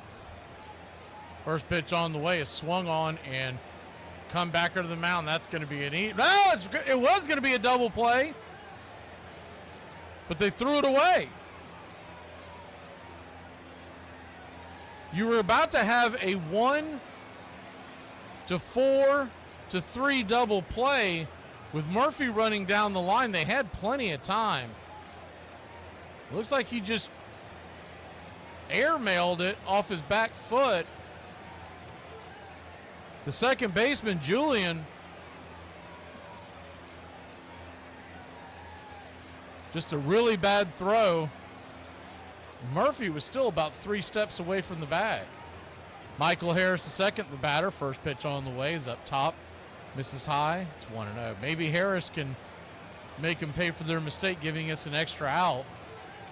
Michael Harris been scuffling so poorly here to start the season, batting just 179. But he does have 2 dingers. 1-0. Change up right there on the outer edge. 1-1. 1-1 count.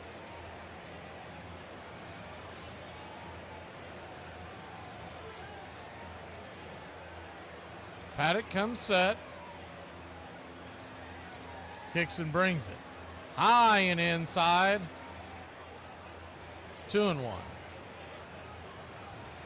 If Harris can get on, Nick Allen stands on deck, Kelnick in the hole. Harris batting 7th tonight. The 2-1 to Michael. Right down the pipe, fastball. 2-2.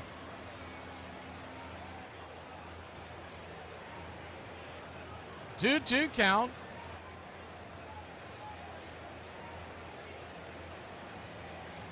Two outs. Trailing by 2. Here's the pitch. Swing. Fists it foul. Back out of play. St. Louis still leads the Mets 1-0. They're in the bottom of the third there. Mikolas is on the mound for the Cardinals tonight. The 2-2 to Michael. Swing. Just gets a piece of that. Do it again.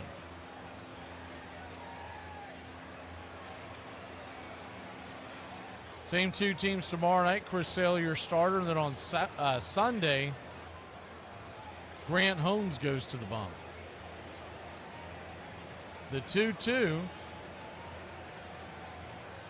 Paddock brings it.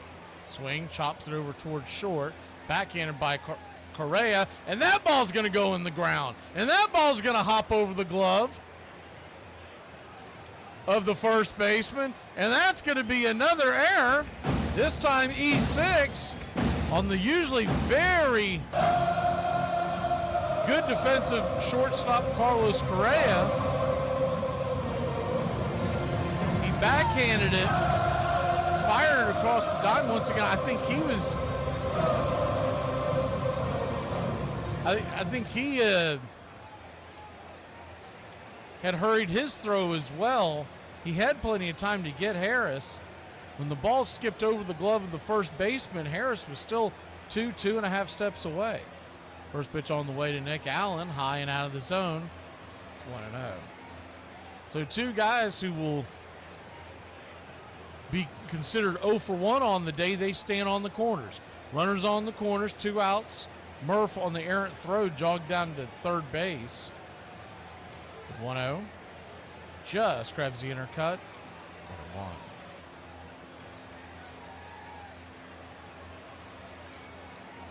$29 pitches for Paddock so far.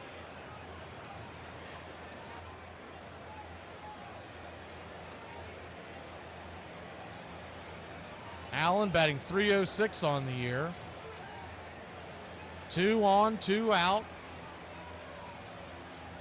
Bottom of the second, deuces wild with Nick Allen standing in. Pitch, high and out of the zone. Ball 2, 2-1.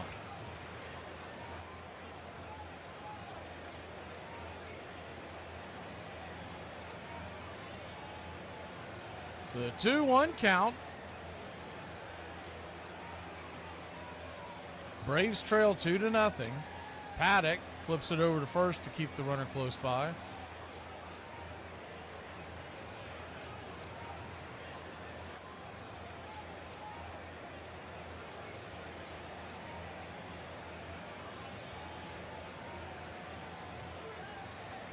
The 2-1.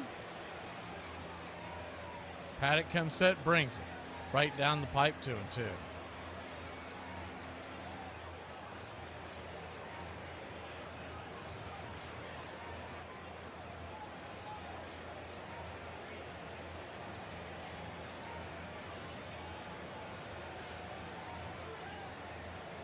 The 2-2.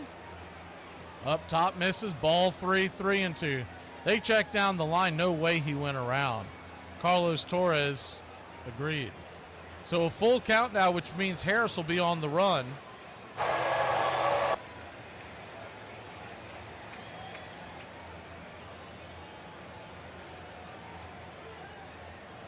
The full count pitch, swing. That ball's banged down the line, foul and out of play.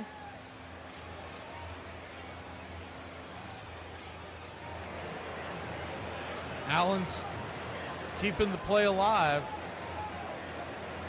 Harris was off to the races.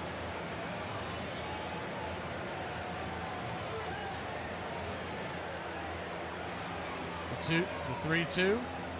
Caught, looking, strike 3. Fastball on the outer edge. Allen never got the bat in motion. That'll end the inning. They did make Paddock work quite a bit. We'll be back in a flash here on Braves Country. I do in fact around and find out. I have in fact learned every lesson the hard way. Movie theaters are failing because literally no one goes and sees movies anymore. And I think there's a few reasons for this. I think number one, no one makes good movies anymore. Number two, it's so damn expensive. And number three, you can just watch the movie on Amazon or Hulu or Netflix in like a week. But I think I have the greatest solution ever for movie theaters. Bro, these movie theaters need to start showing live sports games. Could you imagine if a movie theater played March Madness basketball games? Number one, the screens are massive, so you can play like 4 different college basketball games all at the same time on the same screen. Number two, they already have everything a sports fan will want. They have beer and they have food. And could you imagine if they made like all-day passes for March Madness? Like $20 to get in, it's $10 beer pitchers, and then you could like rotate through the different movie theaters and watch all of the different games. Like, it would be so sick, and they would make so much money from doing that. David Ortiz was actually sued by Jay-Z in 2010. Ortiz had opened up a nightclub in the Dominican Republic called 4040, which Jay-Z thought was too similar to his nightclubs, named the 4040 Club. Ortiz and Jay-Z reached an agreement, and the trademark infringement lawsuit was settled out of court. I think baseball is a great support to people who have emotional voids, gaps, emotional difficulties. That is to say, all of us.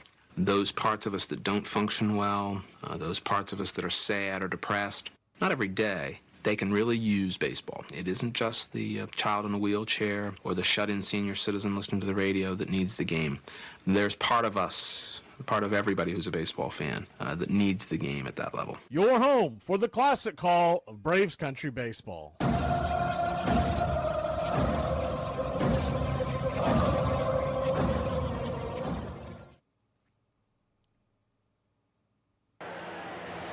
Welcome back to Braves Country Baseball. Braves trail 2-0 on Bryce Elder Day. I would tend to think that if we're going off of performance, as the first pitch on the way to Byron Buxton is right there below the knees for ball is pointed out. This would be Elder's last start for a while. 1-0, swing belted down the left field side. Here comes the running catch by Alex Verdugo. Right there on the warning track, one away. Good running catch by Doogie. That ball was smoked, yet another one. The way it would play out, if you're looking on how you could extend this, A.J. Smith-Shawver would be eligible to come back up next Wednesday. First pitch on the way is a sinker right there at the knees. It's on the mark. The 0-1 in the dirt. If you bring him back up on next Wednesday, you send Elder down, then you get the extra day off on Thursday. It builds in an extra day of rest for your veterans. It's actually 2 extra days. 1-1's chop foul. 2.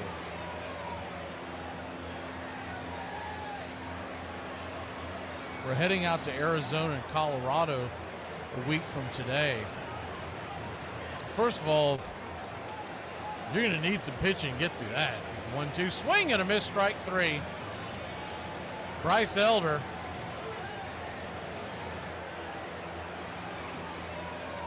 with a strikeout. 2 away. Second strikeout on the day.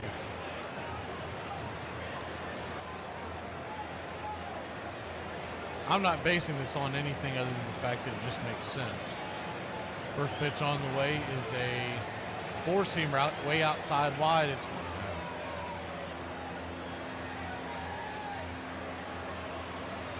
1-0.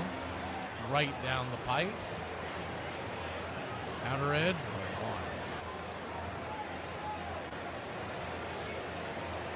1-1 count. Swing, hammered towards right field. Will it stay in? It will not. Jam right down his throat. It's 3-0. Larnock, we talked about his power earlier. He takes Elder way out of the building.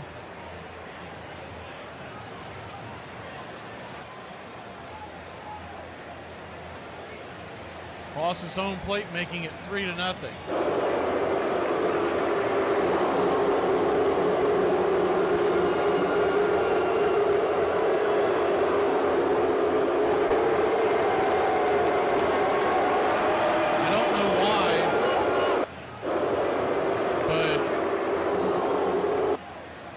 Got to the dugout, they put a like a USC Trojan type helmet on Larnach as he got in there as a home run celebration. So that's an odd one. 1-0.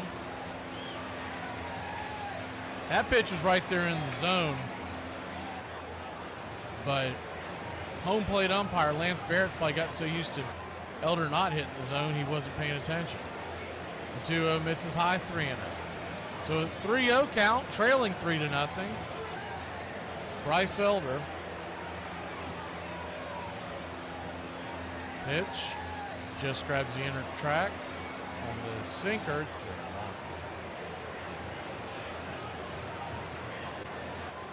3-1. 3-1 count.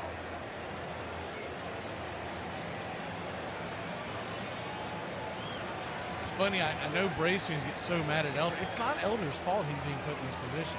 He has done nothing to earn this start. The 3-1, swing and a miss, 3-2. So a full count.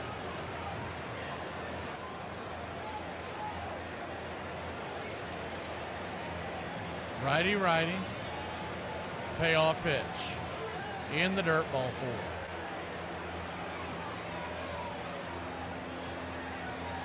So Correa heads down to first. Coming to the plate now will be Jeffers, the catcher.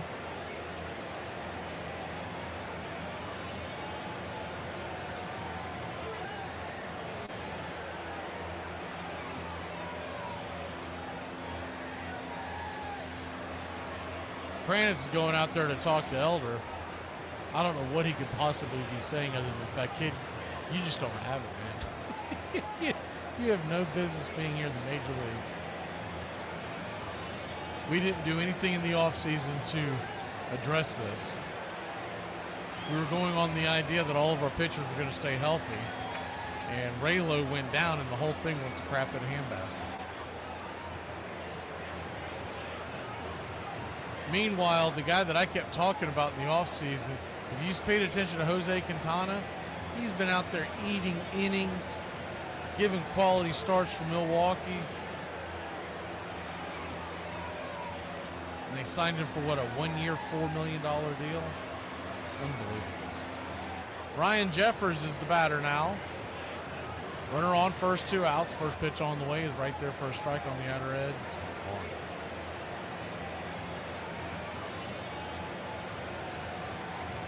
The 0-1.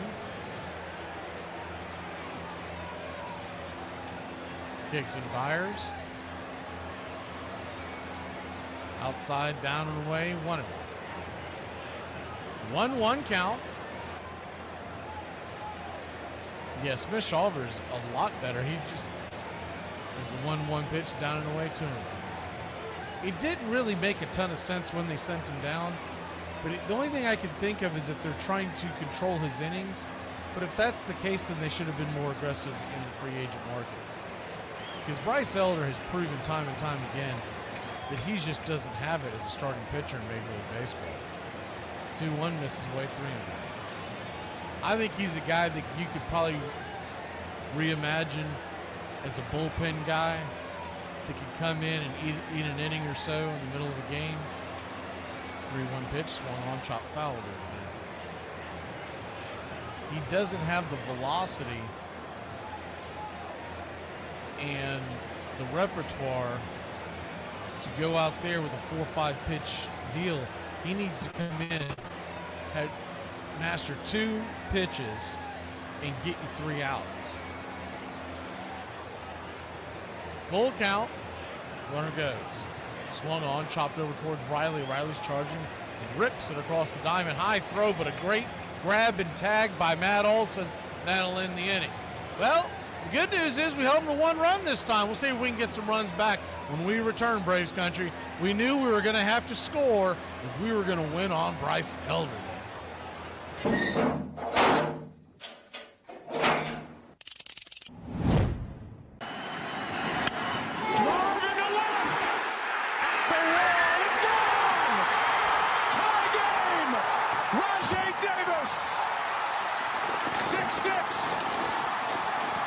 Here's the 0-1. This is going to be a tough play. The Cubs winning the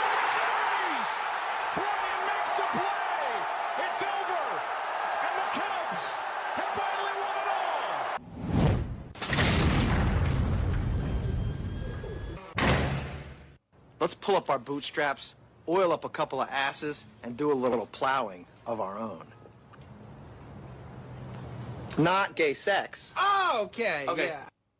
It was just a time that my career was really just starting. I'd learned a lot. I was kind of getting stronger. I was starting to be able to do things I hadn't been able to do. And he smoked one to deep right field. That ball jumps off his bat. And just say, okay, I can do that. Let's push for more, right? And never stop trying to get better. Mattingly hits one out of here. Holy cow. 4 for 5 for Mattingly. His 35th home run and RBI number 145. What a year. Donnie was the MVP that year.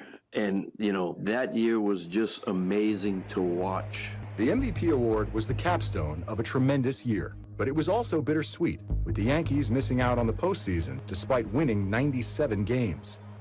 We were like probably the second or third best team in baseball record-wise. I mean, teams like us should have been in the playoffs and at least had a chance. We are bringing you pitch by pitch, play-by-play of your Atlanta Braves all year long. Braves Country Radio, your home for the classic call of Braves Country Baseball.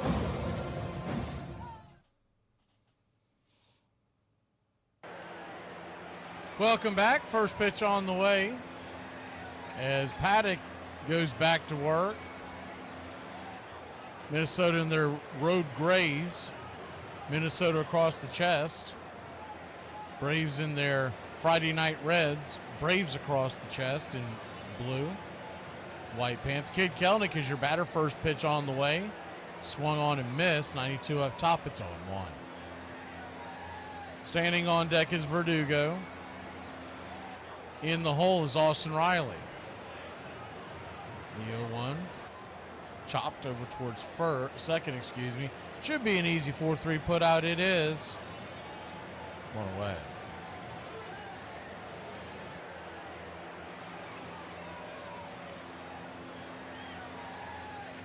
One down. Braves were gifted 2 poor defensive plays last inning and still couldn't score. No hits on the day once again for the Braves as we head back to the top of the order. The first pitch is high and out of the zone to Verdugo. It's 1-0. The 1-0. Down and away. 2-0. So 2-0 count. Righty-lefty matchup. He kicks and fires. Misses away. Ball 3, 3-0. Paddock's already walked one batter.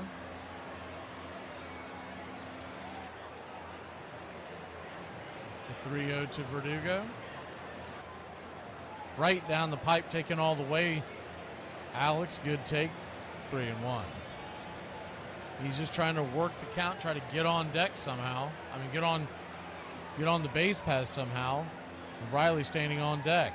3-1 swing. That ball's hit towards center field, right at Byron Buxton.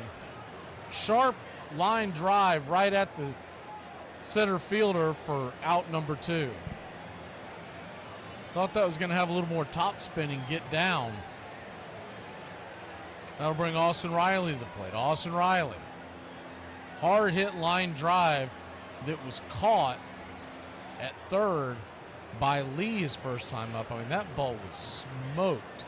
First pitch on the way is outside wide. It's 1-0. And of course, what's going to drive Braves fans batty over anything else is that Chris Paddock came in with a 9.49 ERA. We've yet to get a hit off of him. 1-0. Just misses high. Ball 2, 2-0. Still a long way to go here, and the Twins have had their issues with the bullpen all year long, so we can get some runs and get back in this, but Elder's either going to have to be better or get out of the way. The 2-0. Swing, fouls it back, 2-1.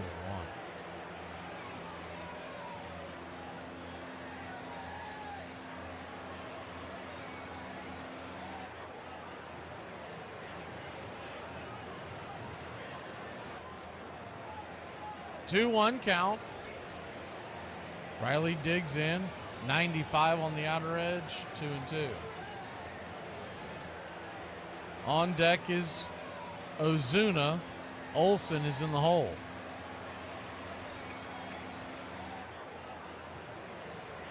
The 2-2 to Riley. Swing and a missed, strike three. Kind of a excuse me swing, half-hearted swing. That'll end the inning. This guy had a 9.49 ERA, and he looks like Cy Young here on a Friday night in Atlanta. Do not put your Christmas tree up yet. Don't you dare disrespect Thanksgiving like that. Who can't? It's up. Merry Christmas, ho, ho, ho. I don't know what y'all expect from me, a shrine to the pilgrim. There's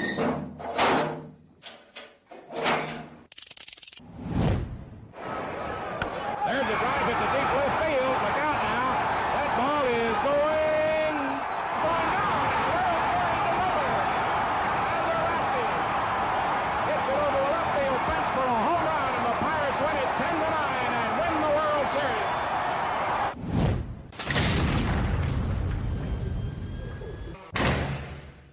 You like it cold in your room when you sleep? No, I like it perfect. What's perfect? About 77. If I went to somebody's house and they had their thermostat turned up to 77, I would leave, get in my truck, and call the police. One question we've been asking a lot of the ball players across the league, who would be the one ball player if they had to pay to see, and like 70% of them are saying you. For that stretch, there wasn't a better player in the game, defensively, offensively. He was as good as there was. He just played the game with a great passion because he could do the little things. He could rise to the occasion. If you needed a double, you needed a home run, he could do that. And Donnie didn't strike out, and I'm sure when he struck out, he wanted to break something every time he did. I was the same way. For me, I just hardly ever struck out. You know, I could always just, what I swung at, I hit. Oh, what a butcher boy job that was, huh? A Mattingly strikeout was so rare that from 1984 to 1986, he was more than twice as likely to either double or homer than go down on strikes, a notion that would be unheard of now. This hit way back in right field. I mean, that bat came around like a rattlesnake.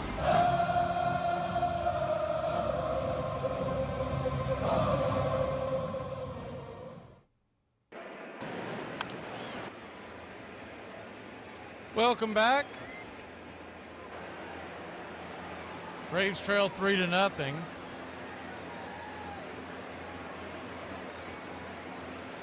Bryce Elder back out there.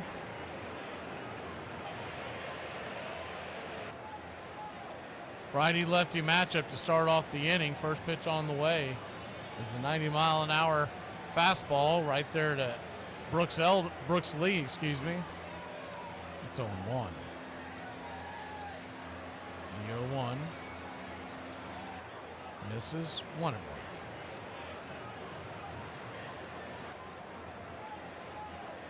So a 1-1 count. Braves trail 3-0.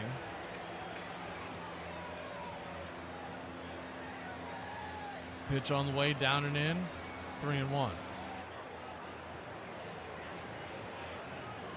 He started Lee off with a four-seam, then a slider, a changeup, and the slider misses, ball 4. So Elder starts off the fourth, much like the others, giving away bases. Braves trail 3-0.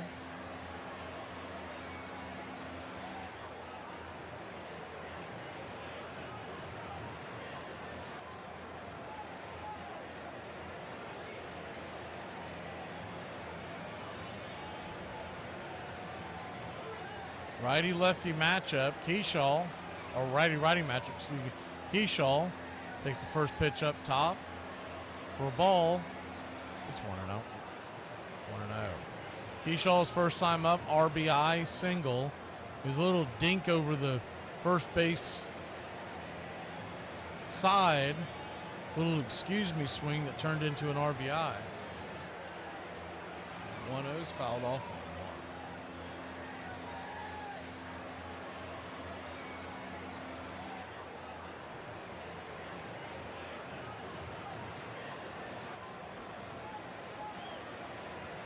1-1 swing. That ball's ripped down the left field line. That'll be extra bases off the wall. Keyshaw rounding first. Heading to second. It's second and third. Nobody out and nobody going in the bullpen. They're making this Keyshaw kid look like Ty Cobb out there.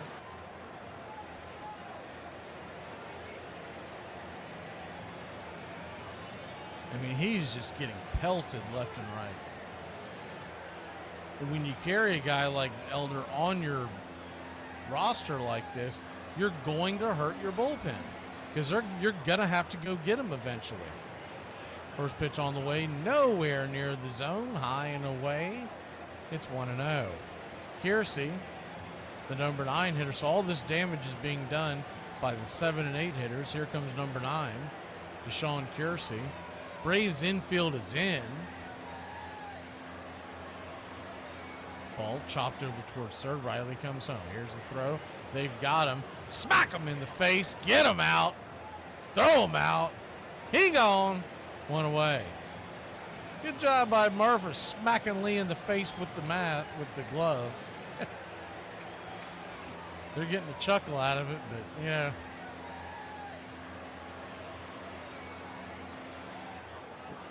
Looks like he busted his lip or his nose a little bit. He'll be all right. You go in for a head-first slide like that on a play that you were well out.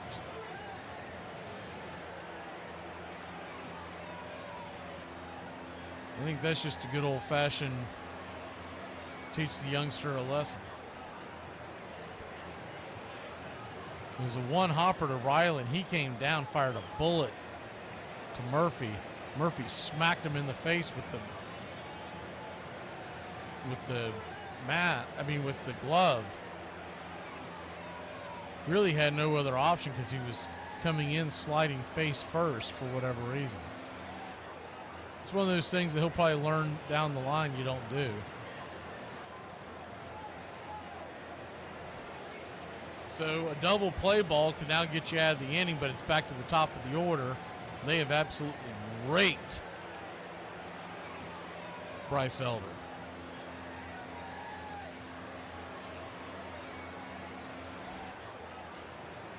Elder is at 69 pitches. Number 70 will be on the way here.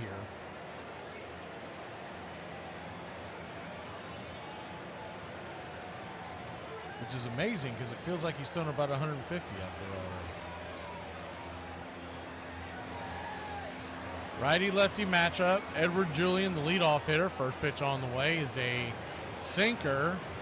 Just off the edge, called for a wide strike, number 1. We'll take it. It's 0-1. Julian, good speed, so he'll be tough to double up. The Braves are in double play depth. Riley even with the bag. Runner goes. Pitch on the way, swung on, chopped out in front. It's 0-2. Kiersey was taken off. We're getting huge jumps on Elder. He's got a slow delivery. But that one was kind of a quick stepped it.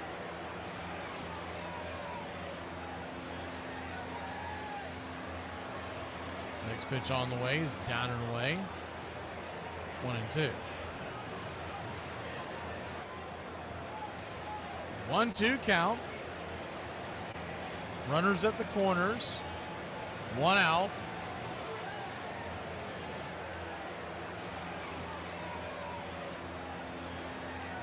Elder turns around and flips it over to first.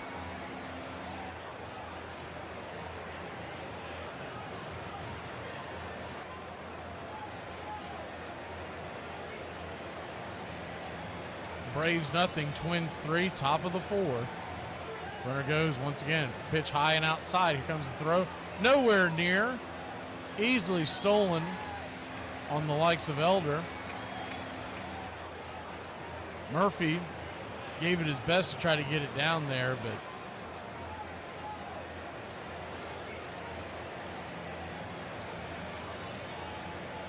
it wasn't that he had such a great jump, but he had a pretty good lead, and Elder's not doing much to keep the guys over there. So a 2-2 count. Infield comes in, pops it up. High in the sky. Here comes Harris. He'll come in. He'll throw it to home. Here comes the runner. Here comes the throw. Little late, and it's 4-0. Minnesota.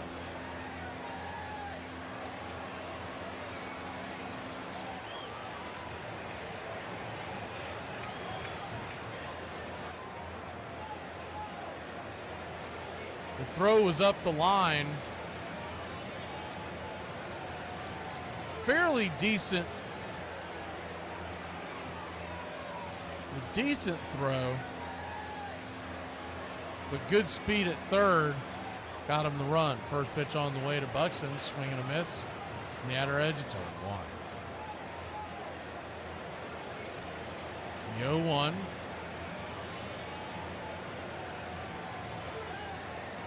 Righty. Swing, pops it back foul. It's 0-2.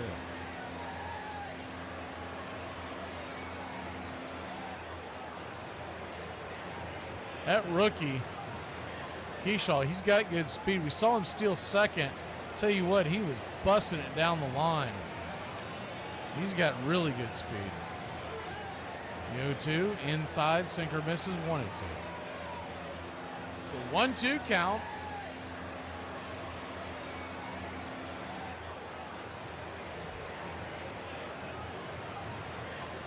Elder comes set. Here's the pitch. Swing and a miss, strike 3. That'll end the inning, but not before Elder coughs up yet another run. We'll be back in a flash. Got to get on the board, Braves country. Not gonna lie, I'm kind of sick of this, kind of off and a little offended. Someone had the audacity to tell me that the world doesn't revolve around me.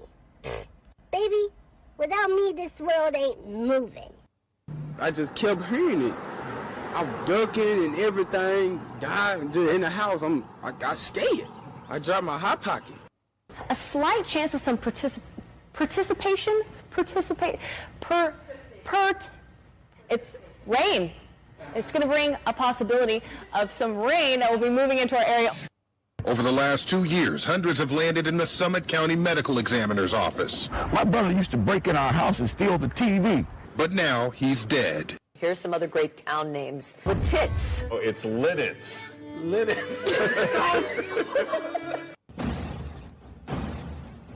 Join the Country Club today. Help support Braves Country Radio. Join the Country Club today.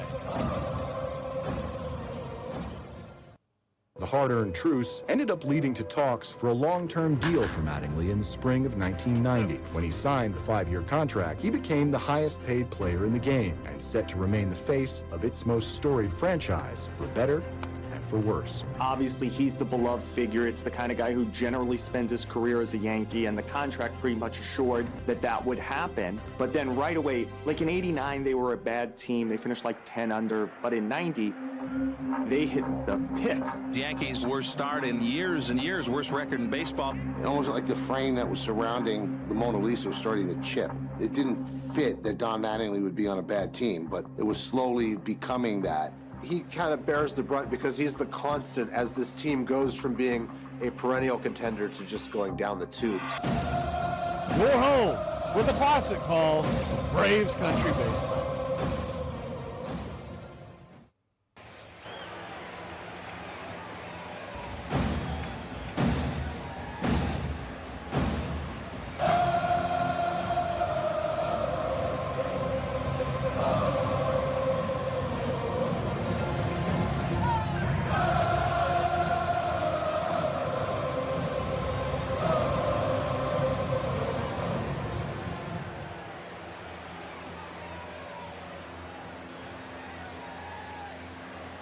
Welcome back to Braves Country Baseball. First pitch on the way to Marcell Ozuna is right there for a strike. It's 0-1.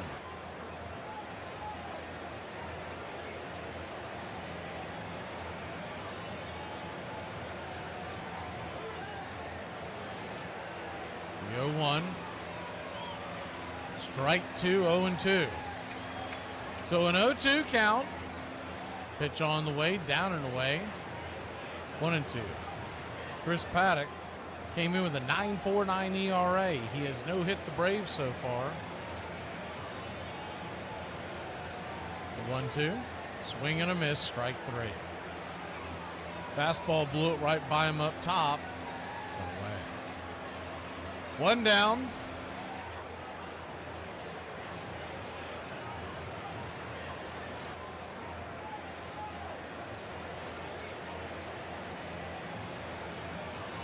And Ozuna was a day and a half late on that pitch. They just showed the replay from the side. First pitch on the way to Olson, just off the plate for a strike. It's on one. Of course, he hasn't been in the lineup in 4 days, and it's bound to have a little rust. The 0-1, swung on, pops it up. Back fouling out of play. It's 0-2. This guy, Paddock, is not a good major league starter. If you can get a guy on base, you can probably get him to unravel pretty quickly, but someone's got to kick the door through.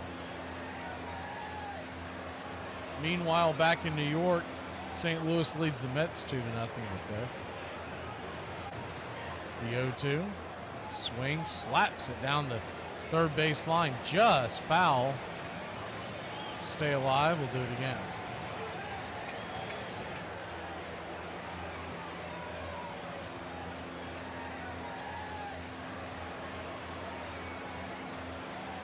So an 0-2 count.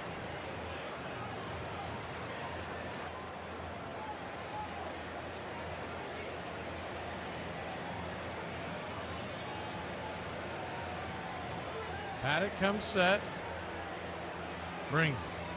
Swing, chops it foul. Do it again.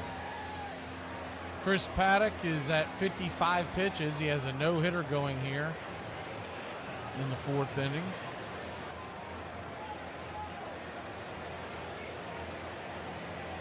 The 0-2.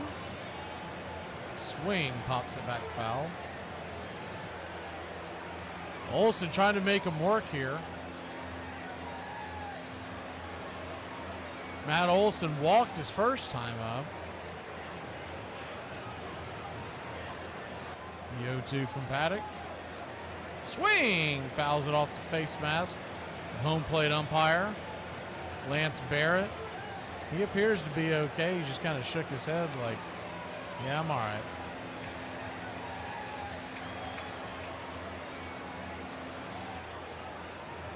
It's funny, he looked at the catcher like he was mad at the catcher. I mean, that had nothing to do with the catcher. The ball was fouled off the bat of Olson. The catcher was set up outside. The ball popped backwards. Alfonso Marquez, the third base umpire, is checking on him. We do not need that. He is the worst umpire on this crew. He is currently the third base umpire, which means he would take over because he's not scheduled again until next week. We do not want to see Alfonso Marquez, trust me. He is horrific.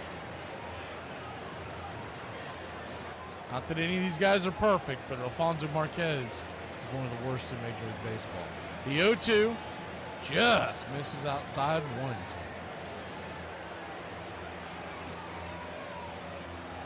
1-2 count. Righty lefty. Pitch. Misses off the plate, 2-2.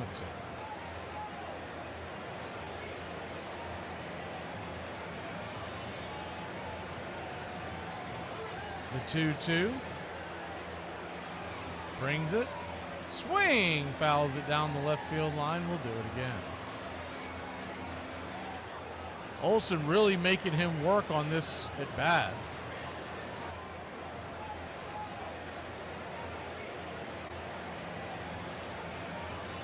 The 2-2 from Paddock. In the dirt, ball 3-3-2. Olson trying to work his way aboard from another 0-2 count, trying to draw another walk, or maybe even better. Standing on deck is Ozzie Albies. Murphy is in the hole. The payoff pitch.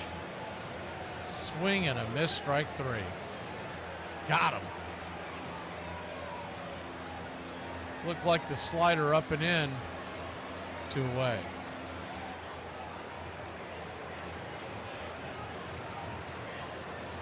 Mets have tied up the Cardinals. It's 2-2 in the fifth. First pitch on the way to Ozzie Albies is down and away. For a ball, it's 1-0. Righty-lefty matchup. The 1-0 swing. Dribbles it over towards short. Correa will throw it across the diamond, back foot. Ozzie busting it down the line, and he gets a base hit. That'll be an infield single. The first hit of the game for the Atlanta Braves. Maybe we can get him off his game.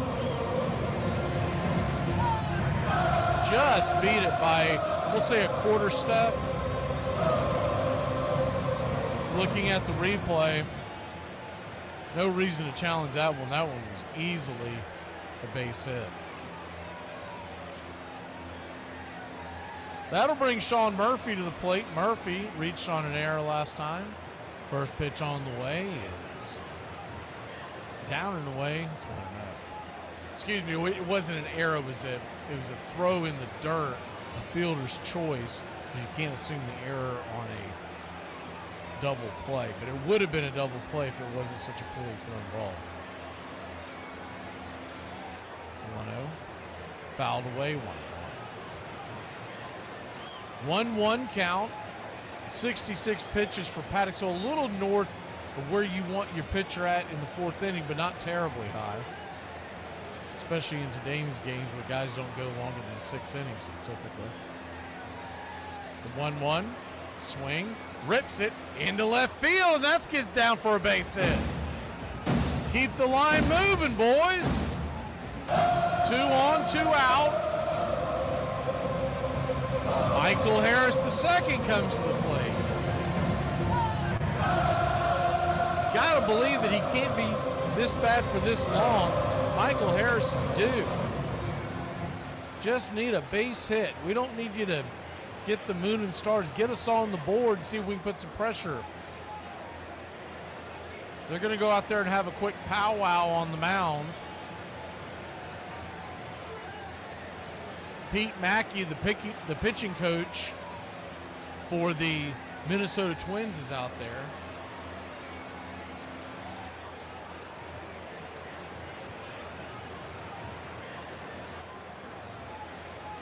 Braves trail 4-0.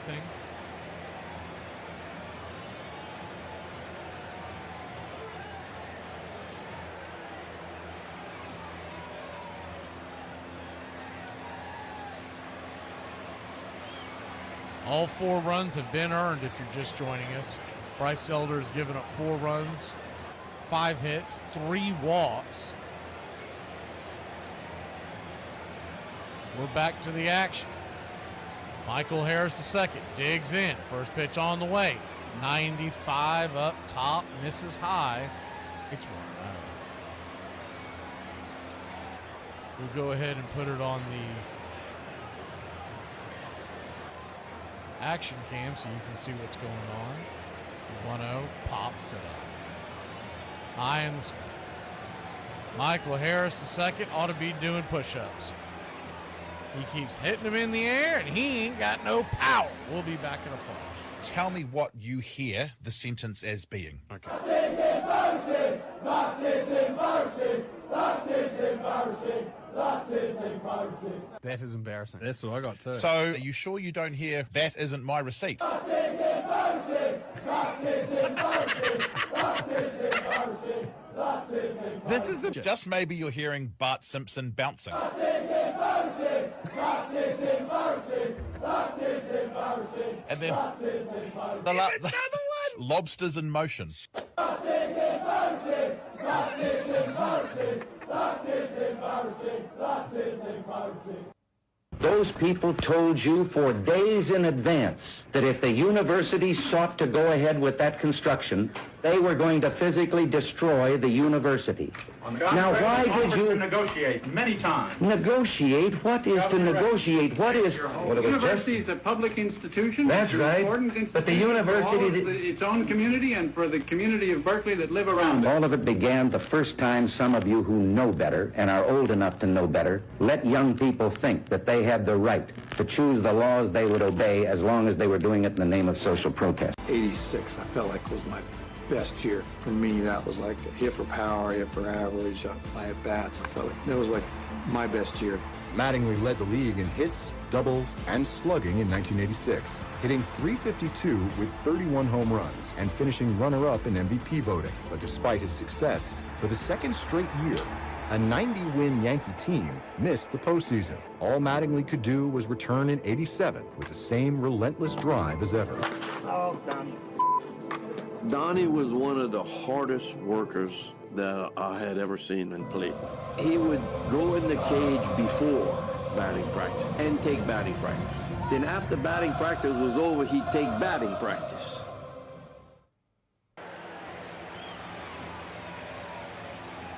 Welcome back to Braves Country Baseball. The Atlanta Braves trail 4-0. After a day off, you were hoping to see something a little better from this offense, but it's not happened yet. We head to the 5th inning. Still a long way to go in this one.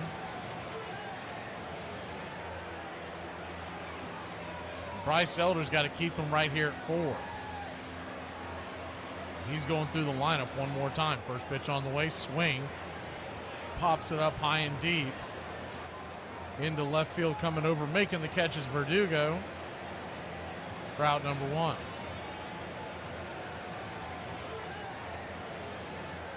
What you expect from Alex Verdugo, if you've never really paid attention to his career, he's not a guy who's going to have a ton of power, but he will give you professional at-bats. He'll work the count, and he should be decent at the top of the order, or when Acuna comes back, they'll probably have him closer to around 7th or 8th. First pitch on the way. Larnach, who had a solo shot earlier, is 1-0. 1-0. Right there at the knees. 1-1. 1-1 count. Elder brings it, swing, hits it hard on the ground, but right at Riley. Riley has it, fired across over to first. It's a 5-3, out number 2.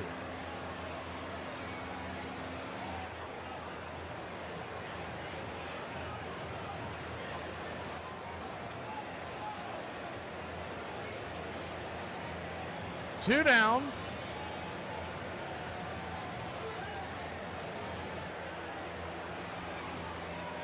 Correa, the batter, first pitch on the way is down and away. It's 1-0. Correa, batting 177 on the year, doubled and walked so far. 1-0, swing, rifles it foul, 1-1.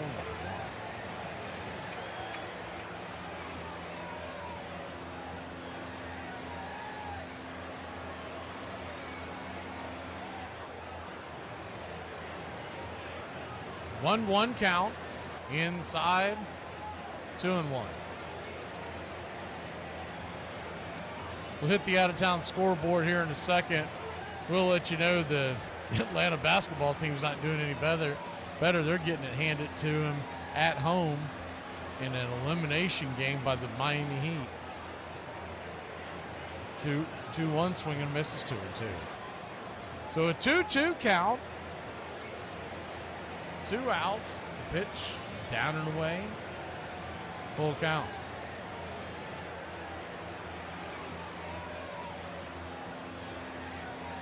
Braves trail 4-0, 5th inning.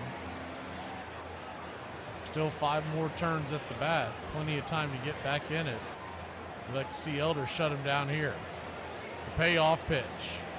Swing, chops it over to Riley. Riley almost ate him up, and he's going to have to put it in his back pocket.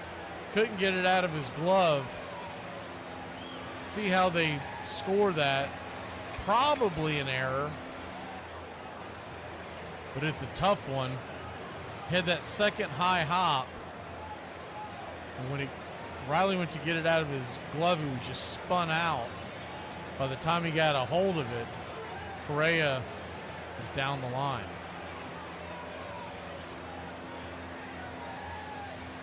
First pitch on the way is a slider below the zone.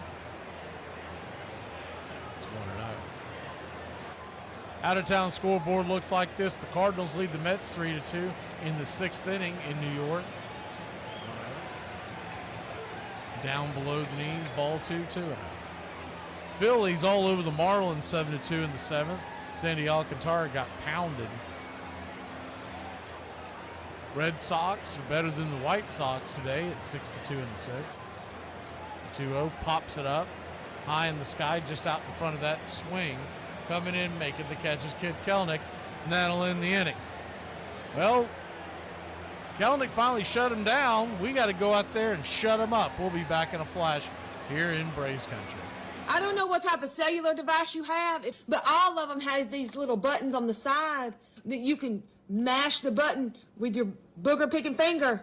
You can mash the button and turn the volume up or down. Yeah, if we're too loud for you. Is screen time a babysitter? I mean, if I need to scrub paint off the walls or take a call from work, sure. But no, it's not a full-time babysitter. Although the amount I pay for streaming, I can hire 2 babysitters. My God, I'm such a dad. The cardigan doesn't help either. Okay. Is parenting harder than it used to be? Well, see, now I think you're trying to get me in trouble here. I think the question honestly might be, is parenting harder or is being a parent harder? I'm pretty sure the dad's going to watch this. I think that might have come out wrong.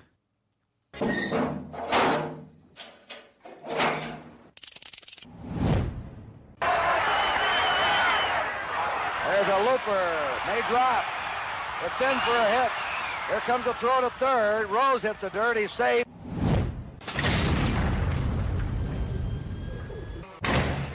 The one thing with him, and I think Mike Pagliarulo also fell under this, they hit so much in the cage. I know Donnie loved it, and I guess we probably could have cut that back a little bit if you had to go back. You know, probably took a little bit too much on the body, wear and tear on the body. Other way. I'm not a doctor, I don't play one on TV, but just think of the torque that it creates on your back. You know what it is? Like when you're young, you just like just keep going. Like you don't stop and nothing's going to stop you. You think you're bulletproof and you're not going to get hurt. And then eventually 87 was the first time it's like, no, you can't keep going, right? You're going to have to stop.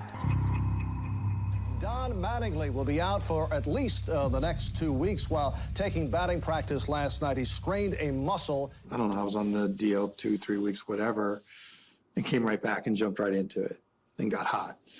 And so it's like, nothing's going to stop me.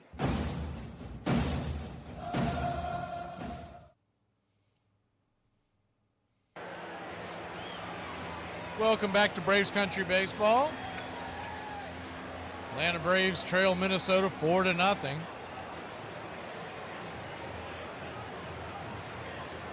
We head to the bottom of the 5th.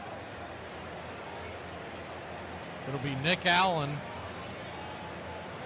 leading us off, followed by Kid Kelenic and Alex Verdugo.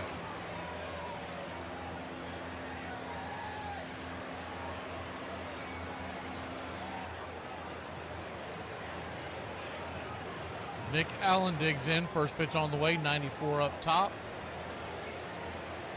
It's 0-1. Allen, 0 for 1, his first time up. Got a backwards K, struck out looking. The 0-1 right there for a strike. It's 0-2. 0-2 count.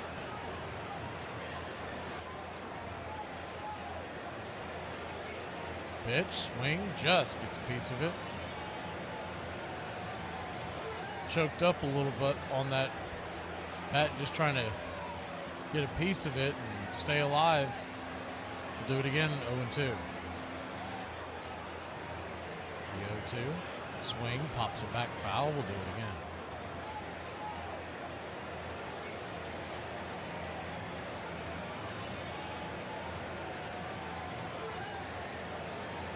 Oh-2 count.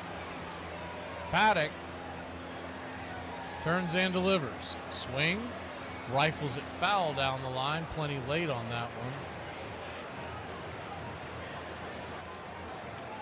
Paddock sitting at 73 pitches. So this could be his last inning if the Braves keep him out there for a bit. The 0-2 misses high, 1-2. Chris Sale is on the mound tomorrow. Grant Holmes is on the mound on Sunday. Then it's Schwellenbach and Strider. As the 1-2 misses outside, 2-2. So you could see where the Braves could get on a roll. This was the game that we looked at for the next week, the next 5 days, I guess I should say, that you knew this was the biggest struggle because of Elder, but you also knew you were facing Chris Paddock. 2-2, fouled it back. And you just would have expected the Braves to have put some runs up by now, but we are just in the 5th inning. 2-2, swing and a miss, strike 3, 1 away. But when it's all said and done, losing this series it isn't an option for Atlanta. They have to win Chris Sale Day tomorrow, and if we don't win tonight, if we don't come back tonight, it puts a lot of pressure on Grant Holmes on Sunday. First pitch on the way to Kid Kelnick is out there for a strike. It's 0-1.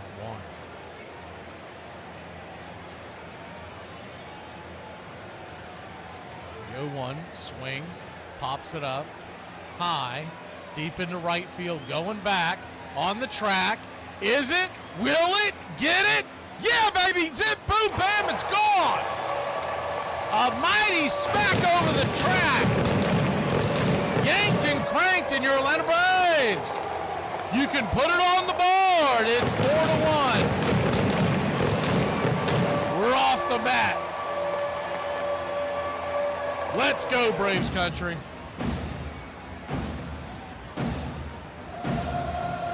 Went out right there at that part of the right field wall where if it's a little more to the right, it probably goes off the wall. First pitch on the way to Alex Verdugo is high and inside. It's 1-0. Verdugo's 0 for 2 with 2 lineouts. The second one, he really got good contact on. 1-0. Inside, 2-0. 95. What I'm most excited about Verdugo is if he will go out there and work the count and work the pitches. That's what you want from a leadoff guy. He doesn't have to always get on, but you don't want the leadoff guy to go out there and be a one-pitch out. The 2-0s right there, first strike, 2-1. It allows the guys on deck and everybody else to see the pitcher. And also, I mean, anyone will tell you the longer you extend an at-bat, advantage hitter. 2-1. Paddock reaches back and fires. Swing, fouls it away. 95. Down and away.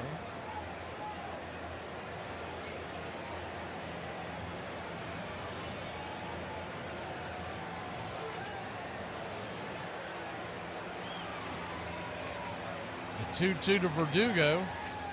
Doogie, open stance from the left side, digs in.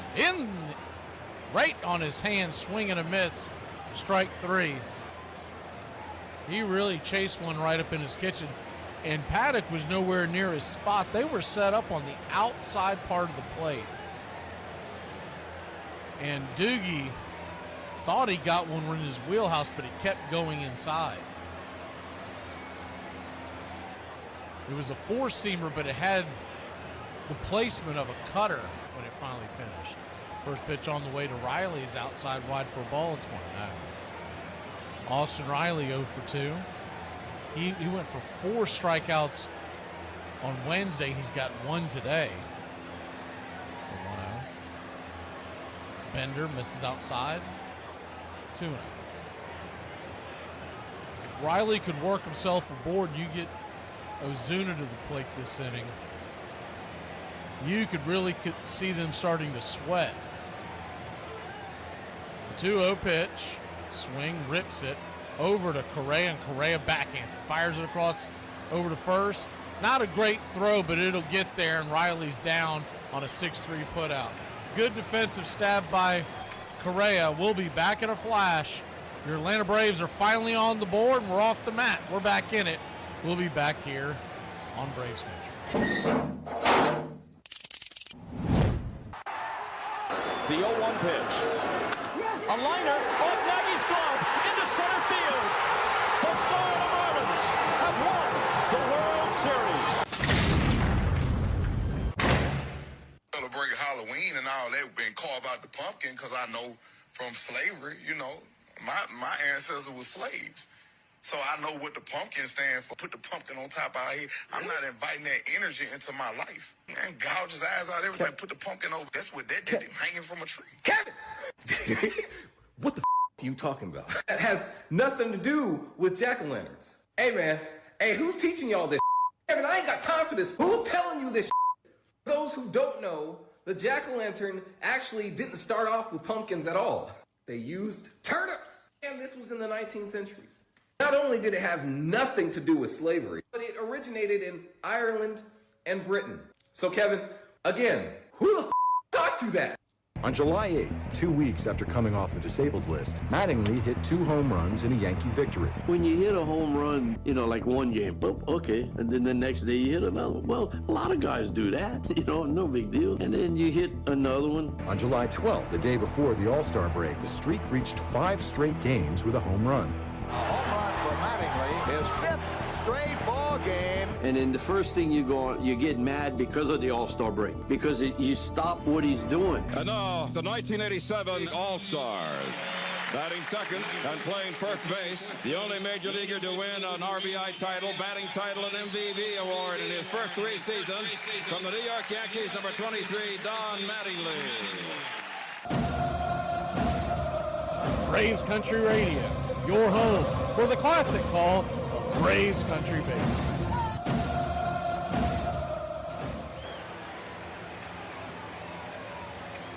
Welcome back to Braves Country Baseball. Atlanta Braves trailed by just 3 now as we head to the 6th.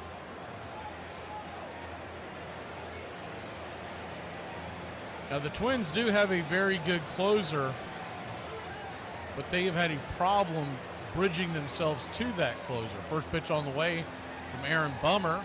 Bet you never thought you'd say you were glad to see Aaron Bummer take over a game.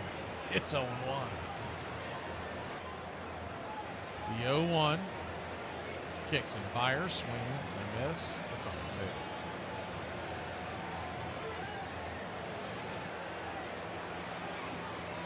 Twins lead this one 4-1. Braves just got on the board last inning with the home run by Kid Kelnick.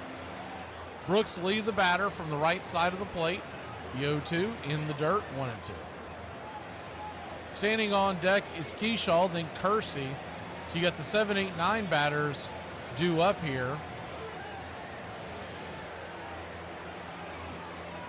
For Aaron Bummer here in the 6th. The 1-2 from A-Bum. Swing, chops it over to short.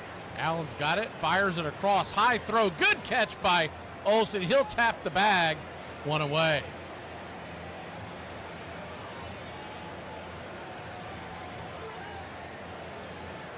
Same 2 teams tomorrow. It is a 7:15 start. It is Chris Sale. You can call me crazy, and there's nothing to support this. But I believe Chris Sale is going to be A+ Chris Sale tomorrow. I believe Schwellenbach is going to put on a show on Monday and Strider on Tuesday. First pitch on the way is right there on the outer edge for a strike. It's 1-1. They will each, along with Grant Holmes, he just doesn't have his sound of a track record, but they're each going to get an extra day off. The 0-1 lifted into right field, drifting over, making the catch is Kid Kelnick. 2 down.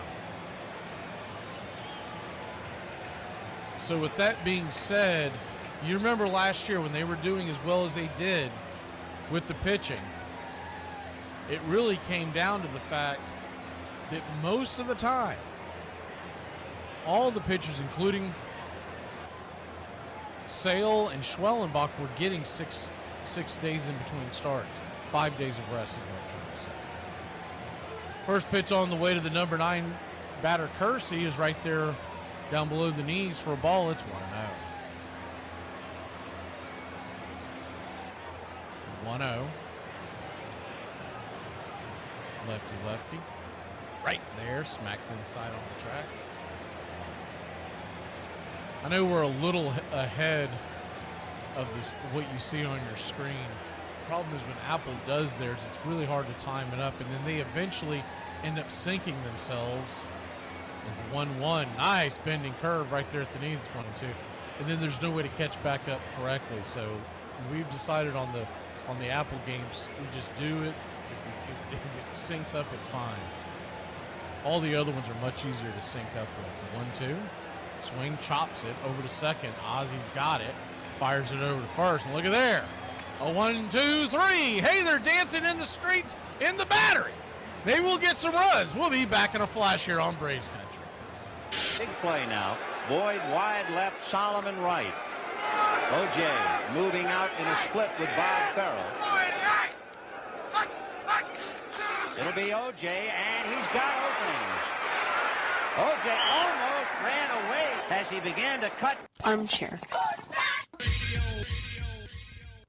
You continue to set an expectation of 1 hour screen time, and yet your kids find a way to extend that on a daily basis. Well, I haven't had a chance to look at the numbers, and, I'm not proud of them. But what I can say is when they're on screens, they're not fighting or putting stickers on the ground or grinding kinetic sand into the... It's twofold, right? I mean, on one hand, we have the internet now. There's more information available. Also more information to sift through. Now we realize that it's frowned upon to let your kids go play in the woods until dinner time without any way of contacting them. You're saying your dad was not only negligent? No. Usually you're either hot and you take 2 or 3 days off, it's not going to be the same. But came right out of the break, and I think it was Charlie Huff clicked it. He hits it high and deep. Will it stay fair down the line? Goodbye, grand slam. Fourth of the year for Don Mattingly. So all of a sudden it happened again, and it just kind of grew. Oh, yes, he got it. Mattingly is now hitting. Holy cow. Hit home runs in 7th straight game. When he was locked in, he could hit the ball out of anywhere. It didn't have to be a short porch in right field. Hey, did he get all of it? Did he? Holy cow, he did it! Holy cow, Mattingly is unbelievable. The opposite field. Holy cow. Don Mattingly has just tied a record set back in 1956 by the Pirates' Dale Long. A home run in 8 consecutive games. Braves Country Radio, your home for the classic call of Braves Country Baseball.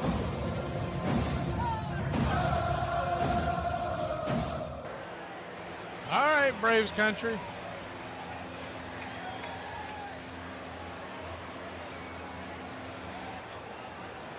Atlanta Braves are trailing here 4-1. We got a little bit of life into us in the last inning with a solo shot. Louis Varland is going to come on. 9 innings with a 3 ERA. The right-hander digs in against Ozuna. First pitch on the way is 96 on the outer edge. It's 0-1. The 0-1.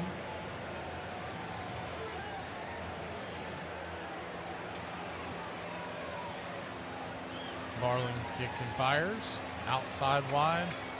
1-0. 1-1 count. Braves trail it 4-1.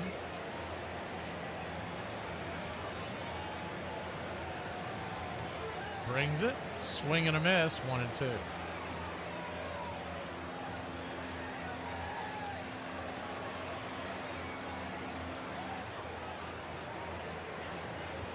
The 1-2 to Ozuna.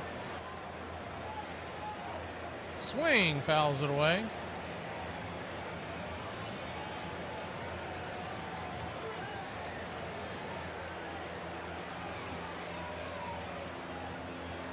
One-two count.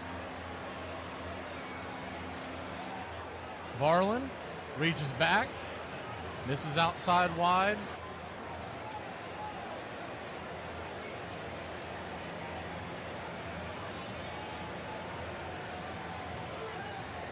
2-2. Righty-righty matchup. On deck is Olson. Here's the pitch. Swing! That ball's lifted high into center field. Drifting back on the warning track, making the catch is Buxton for a loud out number 1.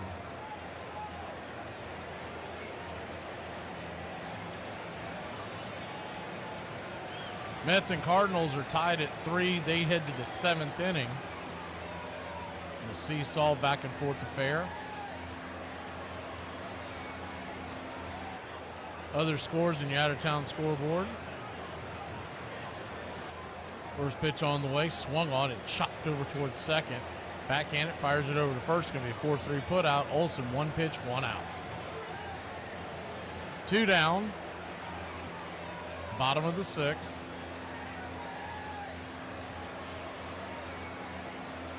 Ozzie Albies the batter.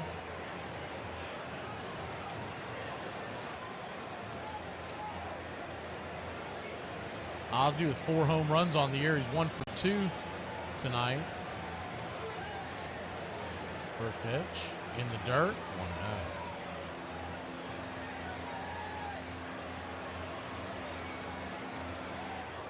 Red Sox lead the White Sox 9-2 in Boston. Reds 8-1 over the Orioles in Baltimore. They're in the 7th to 1-0. In the dirt, 2-0. Tigers 7-1 over the Brewers in the 8th. A lot of blowouts tonight. Cleveland 10-2 over Pittsburgh in the 7th. Yankees 1-0 over the Rays. That game is in the 8th. I guess that's the one outlier we have here. The 2-0 misses high. 3-0. 3-0 count. Dodgers and Rangers just got started about an hour ago. It's 1-0 LA in Texas. They're in the 4th inning. The 3-0 to Ozzie. 97 right down the pipe. 3-1. Astros 4-1 over the Padres. They're in the 3rd. Cubs, D-backs 13-11. That was a heck of a game earlier today. 3-1. Misses outside wide, ball 4. So he'll head down to first. That game today, 11 runs, 15 hits by the Diamondbacks, 13 runs, 18 hits, 3 errors by the Cubs. The Cubs led that game going into the top of the 8th, 7-1. Arizona scored 10 runs to take an 11-7 lead. First pitch on the way to Smurf is a swing and a miss strike. It's on 1. The Cubs responded in kind in the bottom of the 8th to score 6, and they won it 13-11. Nationals and Rockies were postponed because of weather. The 0-1 in the dirt.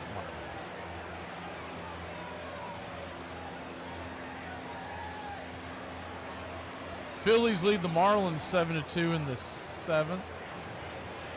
Make that now the 8th. 1-1 to Smurf. Varland brings it. Swing, rattles it back foul. 98-mile-an-hour fastball. It's 1-2. Love to get one down in the gap with Ozzie's speed. He can cut this lead to just a 2-run game. The 1-2. Down and away, 2-2. They checked down the line, but no way he went. First base umpire Carlos Torres agreed.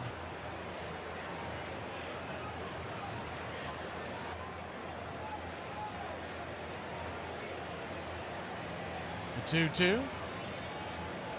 Down. Ball 3, 3-2. So now Ozzie's going to be on the go. And one thing we know about that, if that ball gets down into the gap, he will definitely score. The payoff pitch from Varland. Caught looking, strike 3. You got to swing the bat, Smart. You're in the middle of the lineup. Swing the bat. We'll be back in a flash. DD Mangudu. Once it's turned on, the sign will spell out Deli Cat Essen.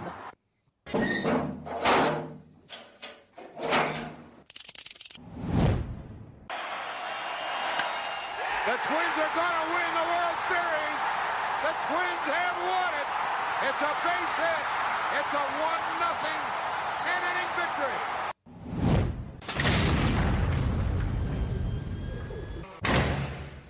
Watching Donnie perform that year, he did something that would cause everybody else to just go, wow, I wish I could do that like once. He does it twice a week. Here it goes. Long drive and a grand slam upper deck. A new Major League single-season record for Mattingly, 6 grand slams. I felt good, but it was just all about trying to win. And, you know, in New York, it's about winning. And that part was getting frustrating. Are you Don Mattingly? Yes, I am. Come in. Can I get you something? What's your name? I've never seen the full episode. I've probably only seen the clip maybe once or twice. Mattingly, get rid of those sideburns. What sideburns? You heard me, hippie. When I was managing LA, we went to Australia. And I'm not kidding you, that was like more people knew that episode than knew anything about anything I'd ever did in baseball. Hearing that accent telling me to shave those sideburns. Mattingly, I thought I told you to trim those sideburns. Go home. You're off the team for good. Fine. Still like him better than Steinbrenner. I'm still getting checks for like now and then. What are they, like 87 cents or something now? Did you grab anything when you walked out the door? I have nothing but 2 Tortino's pizza out of the refrigerator and my doggy, and we left.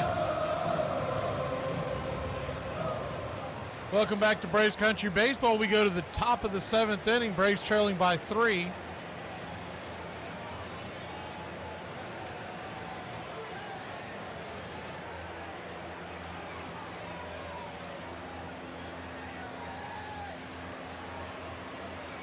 The 7th inning we go, as Aaron Bummer will go back out there to face the first batter of the inning, Edwin Julian's right there. Teardrop curveball for a strike at the knees. 0-1. Buxton and France follow him, so this might be his last batter, but we'll see how they play it. The 0-1 chop foul, it's 0-2. You got 2 righties following Julian. The 0-2. Kicks and fires. Swing, chops it foul.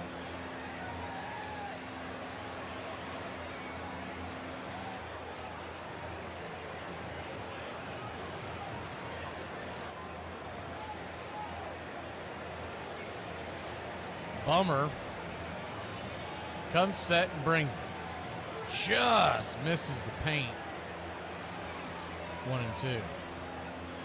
Would have liked that call, but it did look like he missed it. But I mean, just by a hair. Aaron Bummer, the 16th pitch of the night. Swing, fouls it away.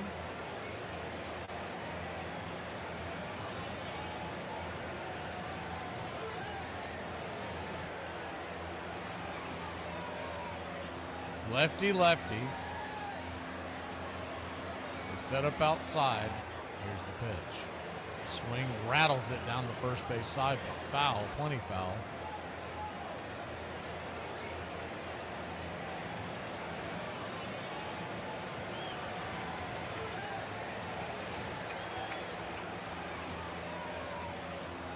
The 1-2. Check swing down the line, foul. Up against the screen. Just over the tarts. Ball boy runs down there to grab it, get it out of the way.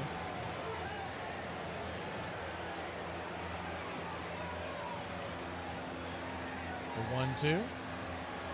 Right there, top of the zone. Caught, looking strike 3.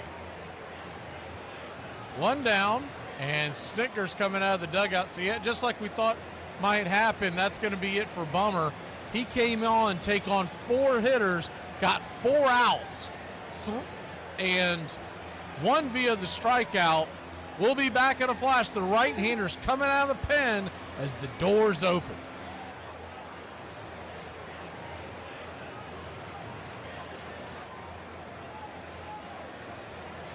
On On this date in 1899, John McGraw, 26 years old, makes his debut as a Major League manager when his Orioles beat the New York Giants 5-3, a team that he will later manage for 30 years. Muggsy, a 1937 Hall of Fame inductee, will finish his 33-year career 2,763 wins versus 1,948 losses for a .586 winning percentage, winning 10 pennants and capturing 3 world titles. On this date in 1929, the New York Yankees will become the second team to wear numbers on their uniforms when rain postpones their opening day game, giving the Cleveland Indians the distinction of becoming the first to don the digits. The assignment of numbers that day was the batting order. Earl Combs 1, Mark Koenig 2, Babe Ruth 3, Lou Gehrig 4, Leo Durocher wore number 7, and Bill Dickey wore number 10. As 8, 9, and 10 are all catchers. And on this date in 1960, Ted Williams becomes the first major leaguer to homer in 4 different decades when he blasts a pitch versus the Washington Senators over the center field wall for the only run in the Red Sox 10-1 loss on opening day at Griffith Stadium. As a 20-year-old in 1939, the Splendid Splinter hit the first of his 521 career round trippers, 2-run shot at Fenway Park.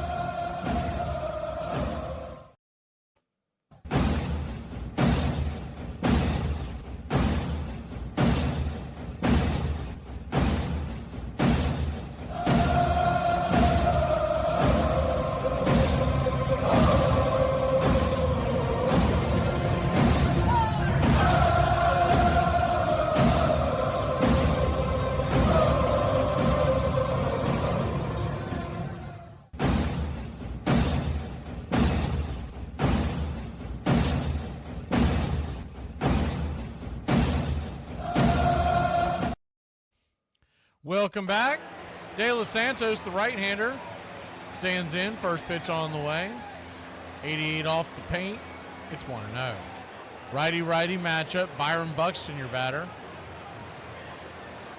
De Los Santos with the high knee socks. Kicks and fires. Right there for a strike.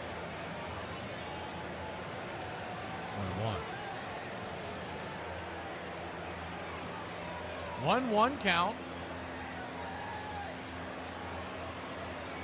Brings it. Just missed the inner cut. 2-1. That pitch looked like it was right there on the track.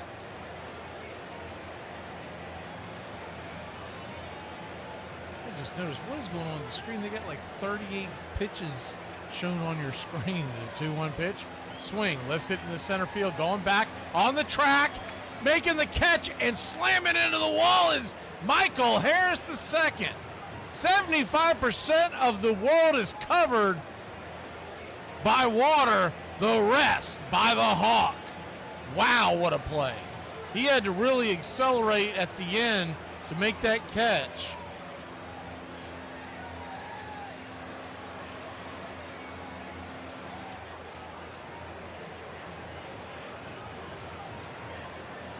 Buxton raised his hat to him as he rounded the bases, the tip of the cap saying, what a great catch. First pitch on the way is a ball to the right-handed batter, Ty France. It's 1-0. Righty-righty matchup, the 1-0, 97, hits the top shelf.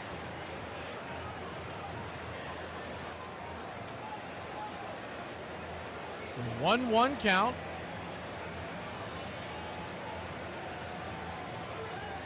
Kicks and fires, swing and a miss. Ty France 0 for 2 with the walk. Has 2 home runs and a .710 OPS. Enel comes set and brings it. Swing, just got a piece of it. De Los Santos, the ex-Padre. You'll see a four-seam, a slider, and a change with Enel. He really leans on the four-seamer and the slider. The change is really just to keep you honest. The four-seamer and the slider come in about 87.8% of the time. The 1-2, swing just got a piece of that one. You're wondering about Craig Kimbrell. He is thoroughly dominated since he came up to Double-A this past week. And I would say he's not that far away from making his first appearance. He's thrown 2 1/3 innings this week and struck out 6. 1-2. And De Los Santos, 96 up high, 2-2. He struck out all 4 batters he faced on Thursday. It was the second appearance for Double-A Columbus. The 2-2. Swing, lifts it, high into right field. Kelnick calls off Harris. He'll make the catch, and that'll end the inning. So 1, 2, 3. We will go to the bottom of the 7th. Get up and stretch, Braves country. All right. I can't see you. Let me hear you. A 1, a 2, a 3. Me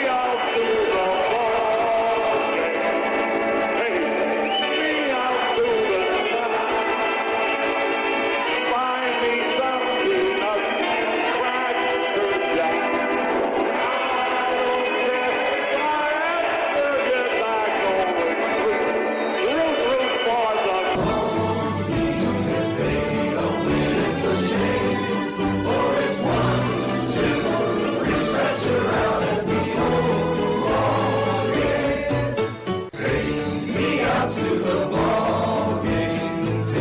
Me out to the side. Find me something up Cracker Jack.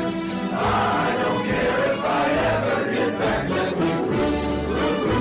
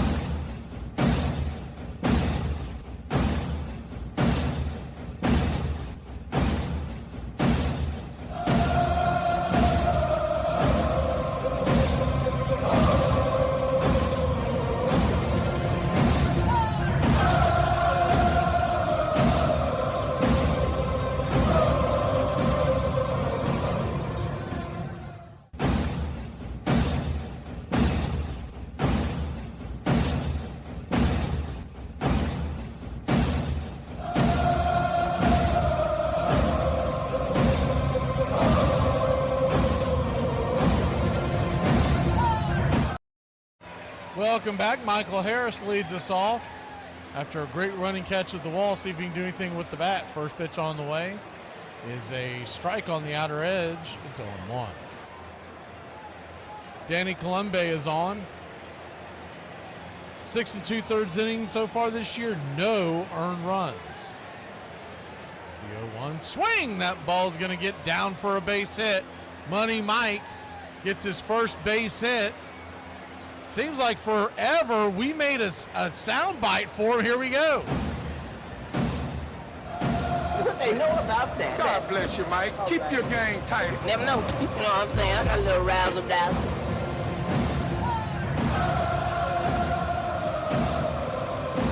I'm telling you, we made that thing for him Monday or Tuesday. Anyways, he hadn't really had a base hit since then. Normally we wait for extra base hits to play those, but it's been so long, couldn't hold it anymore. First pitch on the way to Nick Allen is a swing and a miss strike. It's 0-1.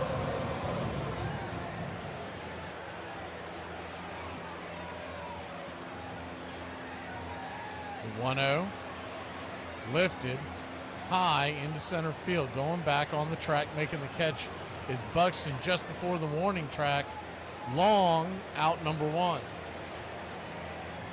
not really where you want Allen hitting the ball. You don't want Allen getting the ball up. You want him to hit the ball on the screws and get it down and let his speed do the work. 1 on, 1 out. Kid Kelnick, who hit a home run his last time up, coming to the plate. Lefty-lefty matchup. They could be bringing Stuart Fairchild in to face Columbus. In fact, that's exactly what they're doing. So I'm sure a lot of fans are like, what in the hell are they doing?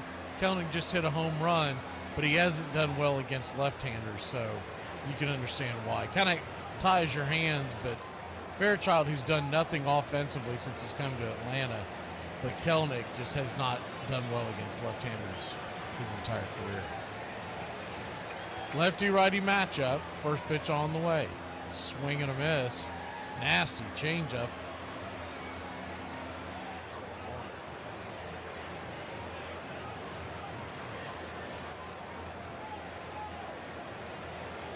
The 0-1. Kicks and fires down below the knees. 1-0.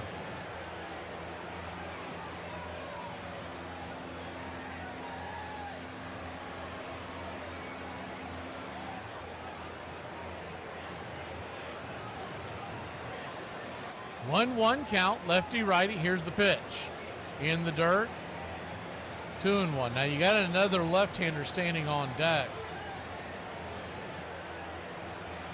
In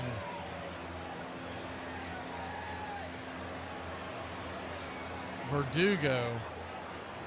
It'd be interesting to see if they let him hit or if they bring Eli White. I would think they would hold Eli White for a minute. The 2-1 misses inside. 3-1. You feel like you might want to hold on and have Eli White his speed for something at the end of the game if you need a pinch runner.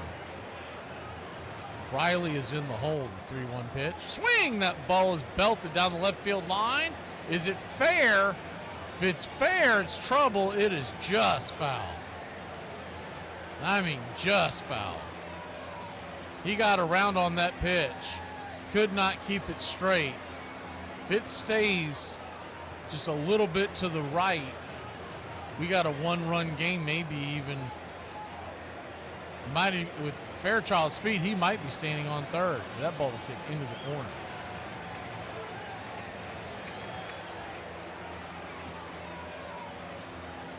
The payoff pitch to Fairchild on the way. Swing, pops it up. High, just past the infield dirt. Making the catch is Julian for out number 2. So Colombe, who features a cutter, a sinker, a sweeper, a four-seamer, and a curve. He does not throw the curve very often. It's typically cutter, sinker, sweeper, and then the four-seamer to keep you honest. The curve he only throws about 2% of the time. First pitch on the way to Verdugo. It's outside wide. Called for a wide strike number 1.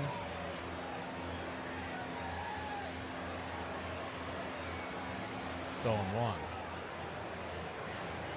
The 0-1. Kicks and grips. Misses high. 1-0. 1-1 count. Braves trail by 3.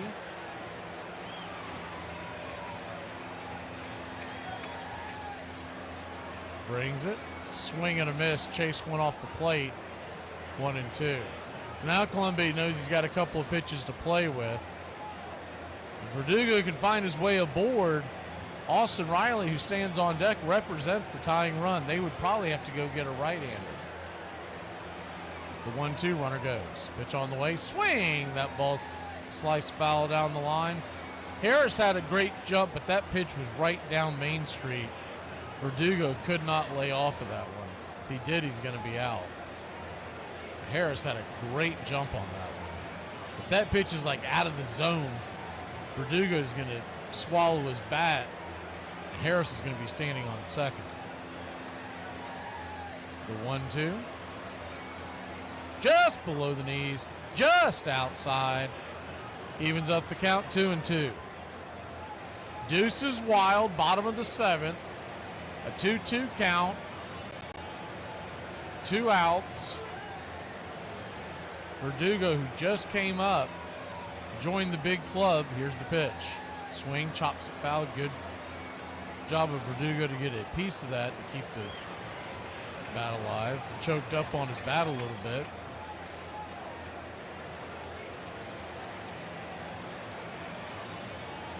Braves 1, Minnesota 4. Bottom of the 7th. They set up outside Y again. The 2-2 swing. Dribbles it over towards first. Good defensive play over there by France. He'll step on the bag. That'll end the inning. Ball was hit pretty hard on the ground, but France backhanded the play. And we'll head to the top of the 8th, leading, or Tricks will be trailing by 3 here in Braves country. Who is the youngest player to appear in a Major League Baseball game? Look no further, this is the story of Joe Nuxhall. With many baseball players being called away to serve in World War II, the Reds, looking to fill out their roster, were interested in signing a 36-year-old semi-pro pitcher named Orville Nuxhall. The game they came to scout had Orville pitching for one team and his 14-year-old son pitching for another. Both of them would be offered tryouts, but only Joe would be able to attend. Joe would make enough of an impression during his tryout that he was offered an opportunity to travel with the team on their next trip to St. Louis. Although he made the trip to St. Louis, he wouldn't be able to make the trip to Chicago due to school resuming in the near future. He would sign a contract with the Reds in 1944 that paid him $175 a month, signed on his behalf. On June 10, 1944, at the young age of 15, he made his Major League debut playing mop-up duty with the Reds, trailing 13-0. 2/3 of an inning, 5 runs allowed on 2 hits, and 5 walks. The next out he would get wouldn't come for another 2,902 days, and wouldn't return to the majors until 1952. 14 years later, at the age of 37, he retired from baseball, with 135 wins and 2,300 innings under his belt, spanning over 16 seasons. At the heart of this cultural phenomenon was Jackie Robinson, and in 1956 he would lead the Dodgers to the 6th pennant of his career. It would also be his last. With Robinson's retirement, Brooklyn was losing a hero, but after the next season they would lose something more. Roy Campanella would have his career tragically cut short in a car accident. Cappy's accident stunned the whole team. When we found out he was actually paralyzed, we didn't say a word. We just couldn't speak. Before they could get over the loss of their 2 great heroes, the borough of Brooklyn would lose their entire team. As the Dodgers announced they were moving to Los Angeles for the 1958 season. For Brooklyn fans, the pain would be both immediate and long-lasting. When it came out that we were moving to L.A., oh my God, they went up in arms. They couldn't believe it, could not believe it. It was like losing a loved one.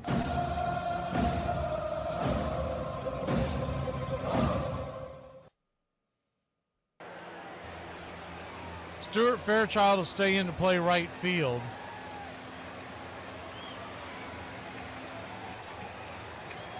De Los Santos is back out there here at the top of the 8th. First pitch on the way. Right there, 90 at the knees. 0-1. Larnach, who hit a solo shot earlier.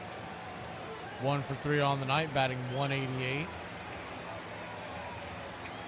The 0-1. Swing, rips it over towards short. Off his back foot, Nick Allen throws a dribbler over there to first. A 6-3 putout. That ball bounced about 4 times before it got to the mitt of Matt Olson, but it came right to Olson for the first out of the inning. 6-3 in your scorecard. That won't show up as much in the box score, but pretty fortuitous play there, because that thing takes the wrong bounce off the wrong pebble. It's going to kick wide. First pitch on the way, righty-righty matchup to Correa. He's down and away. It's 1-0. He had a little time. I honestly think that he sped up his delivery. He had time to reset himself and throw it, but he threw the ball as the 1-0's right there for a strike at the knees on the outer edge. It's 1-1. He relayed the ball like he had no time to get rid of it. If he takes an extra step and goes to it, that ball's going to be there actually faster, because it took so long to get there because it bounced so many times. The 1-1's off the plate, 2-1. Correa 2 for 2 with a double, a walk, a single, and a run. The 2-1. 95 inside. 3-1. De Los Santos trying to keep it right here.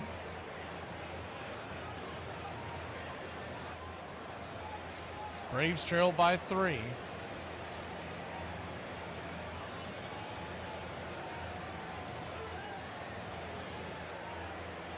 The 3-1 pitch brings it. Swing, rattles it foul. 3-2.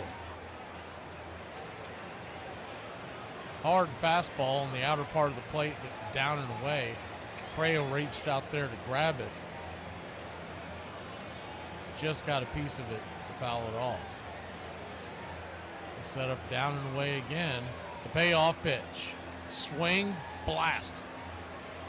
But not deep enough. In fact, he got underneath it, coming over, fighting for the ball and calling for it down the left field line is going to be Riley to away. When first left the bat, I thought he got around on it, but he actually got underneath it. Got a lot of sky and gave Riley a chance to run down the left field line. So 2 down, and the Braves are 1 out away. I'm heading to the 8th, trailing by only 3. First pitch on the way, nifty little changeup down and into Jeffers. It's 0-1. The 0-1. Righty. De Los Santos delivers. Inside, 95 misses. 1-1 count.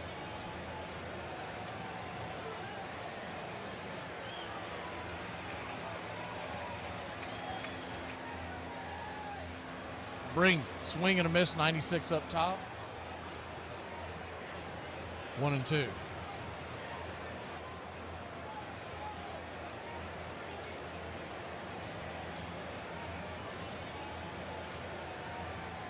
1-2.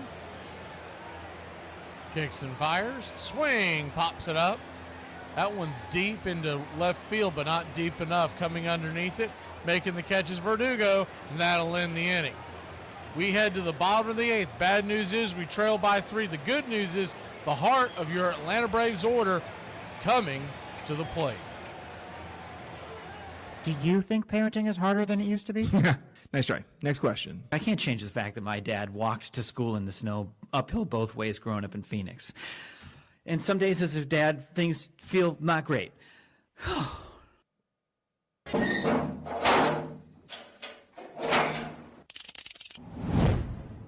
The chance of a lifetime for Luis Gonzalez. 2-2, bottom of the 9th. Game 7 of the World Series. Bases loaded. Forward, center field. The Diamondbacks are world champions.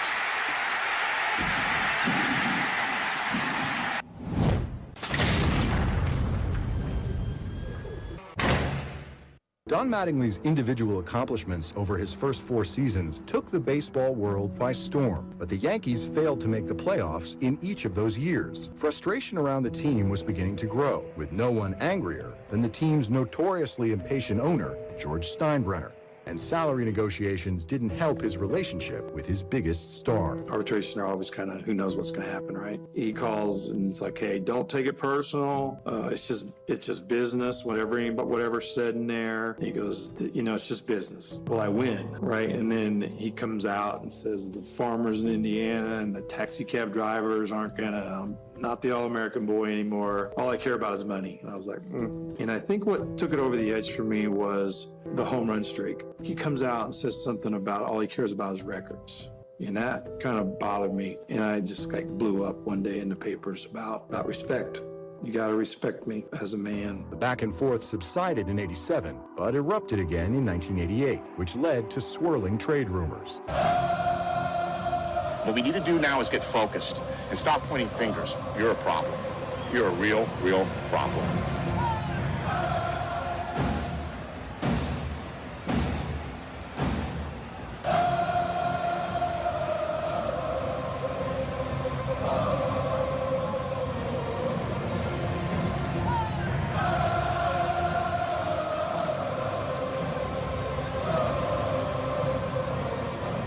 Welcome back.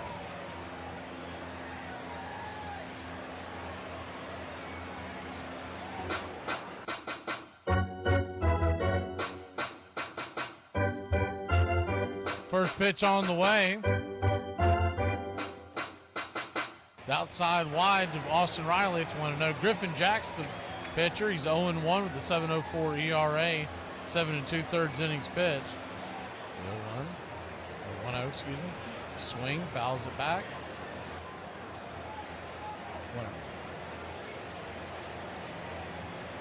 1-1 count.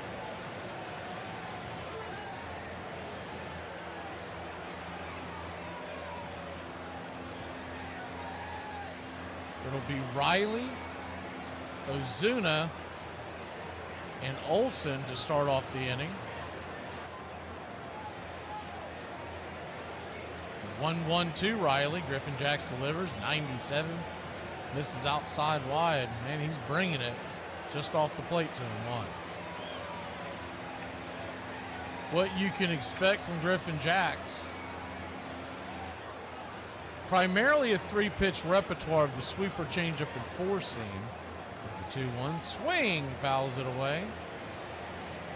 He does have a sinker and a curveball as well, but the sweeper comes in at about 40%, changeup 26%, and the 4-seam 26%. The other two are just to keep you off balance. The 2-2 swing, chops it foul. We'll do it again.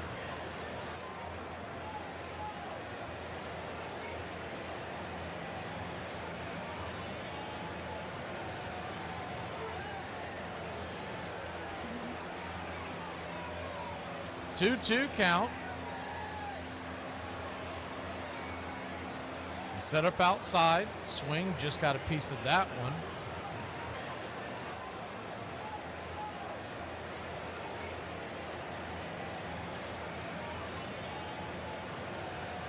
Braves offense struggling once again. Just 4 hits tonight. 2-2. Misses high, 3-2. Jared Kelenic, who was out of the game because he was looking for a pinch hitter, the only Braves run, it was a solo shot way back in the 5th inning. The payoff pitch, right there at the knee, strike 3. Riley didn't even budge. 1 away.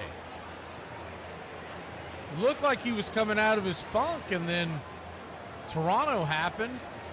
He had a great first game, and then he hasn't been worth a hoot since. It's unbelievable.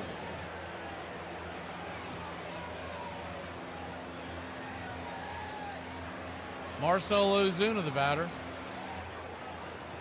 First pitch on the way is inside for a ball. It's 1-0. Wouldn't be as glaring if the rest of the offense wasn't stinking it up as well at the same time. 1-0. Kicks and fires. Swing, chops and foul. 1-1. Marcell Ozuna is 0 for 3 on the night. Batting now just 288. He came in over 300.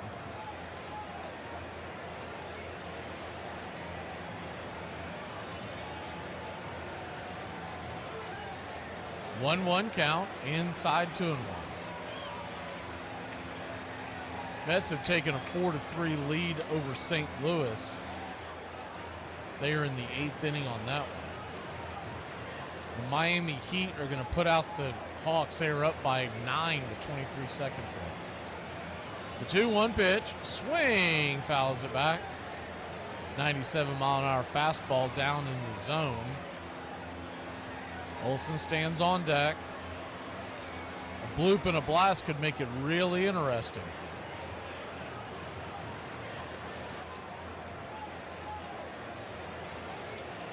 The 2-2. Outside wide, full count.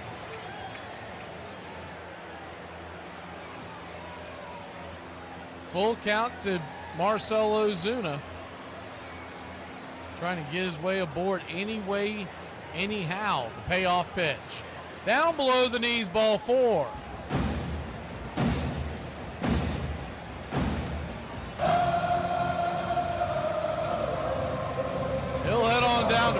first.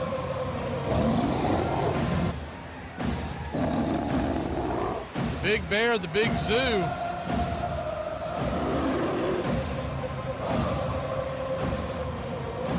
Making way for the Ice House, who stands in. First pitch on the way. Swing! That ball's hammered down the right field line. Backhanded by the right fielder, Kiersey, and Matt Olson has a long single. We got runners on the corners and one out. This is not watered down. This is Ice House. Ice House. Smooth as it gets. That ball was smoked. It came in 97. It came out over 101 miles an hour off the bat of Matt Olson. And Ozzie Albies will be the batter. He represents your tying run. Wouldn't that be something? As the offense has been ho-hum all night long, we've got the tying run standing at home plate. Righty-lefty matchup. Ozzie, open stance from the left side. First pitch, right there, grabs the outer edge for a strike. It's 0-1.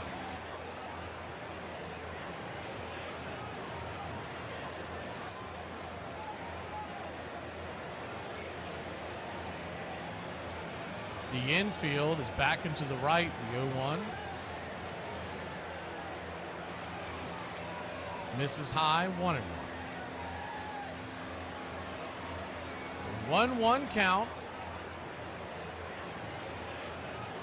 Jax comes, set, and brings it. Outside, wide, ball 2, 2-1. Looked like his sweeper that didn't sweep. Standing on deck is Smurf.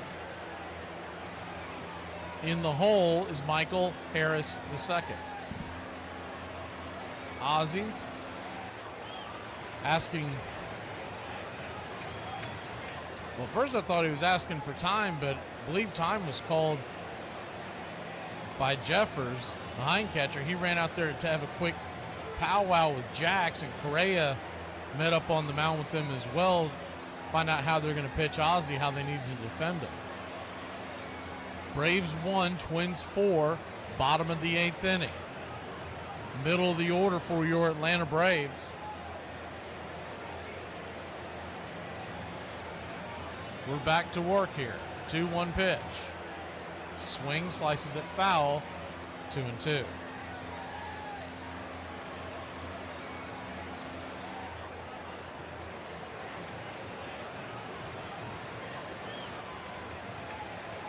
So a 2-2 count. Runners on the corners. Here's the pitch. Swing, dribbles it over towards first. Diving attempt, and I'll tell you what, Ozzie Albies is going to be safe. A diving attempt by the first baseman, Ty France, to stop the ball to go to the outfield. Olson is safe at second. The Big Zoo comes home, and the Wiz comes through with an RBI infield single. How about that? How about that? I'm the Wiz. I'm the Wiz. I'm the Wiz. I'm the Wiz, and nobody beats me. Ozzie was busting it down the line. Jax had to hold up to get the ball. By the time he corralled it and touched the pillow, everybody was safe. So 4-2 your score, and the Smurf, this place would go bananas if he hit one out here. First pitch on the way. Four-seam fastball on the outer edge. For a strike, it's 0-1. A single would most likely cut this to a one-run lead. The 0-1. Inside 1-1. Biggest thing you're hearing now, if you're Murphy, got to stay out of the double play.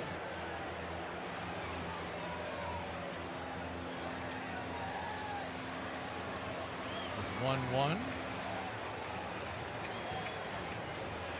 Griffin Jax comes set, looks back over his right shoulder. Here's the pitch. Right there at the knees, 97. Taken all the way by Smurf, 1-2. 1-2 count. Michael Harris II stands on deck.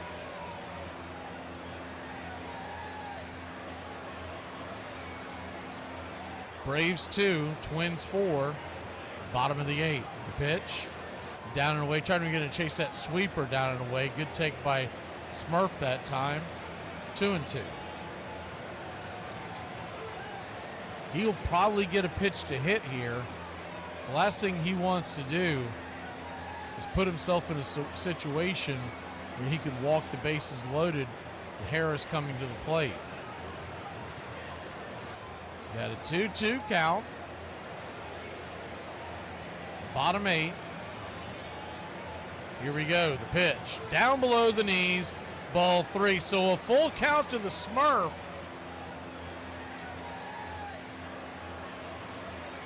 Tried to get him to chase that sweep down and away once again. Got to figure that four-seam fastball is coming. Cole Sands, the right-hander's warming up in the bullpen. Here's the payoff pitch. Outside wide, ball 4. So a great at-bat by the Smurf. The bases are juice. Ducks all over the pond.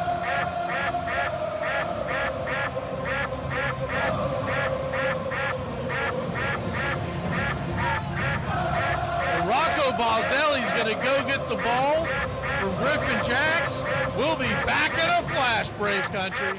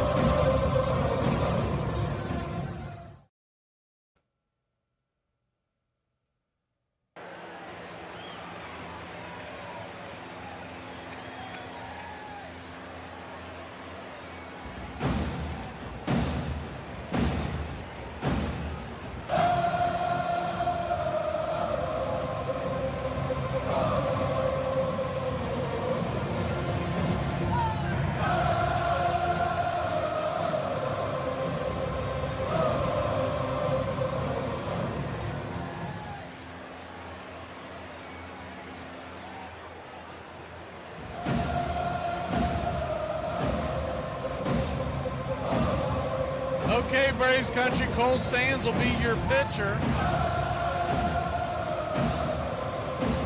Right-hander coming on to face Michael Harris II. Bases loaded. 1 out. First pitch. Inside. Misses. It's 1-0.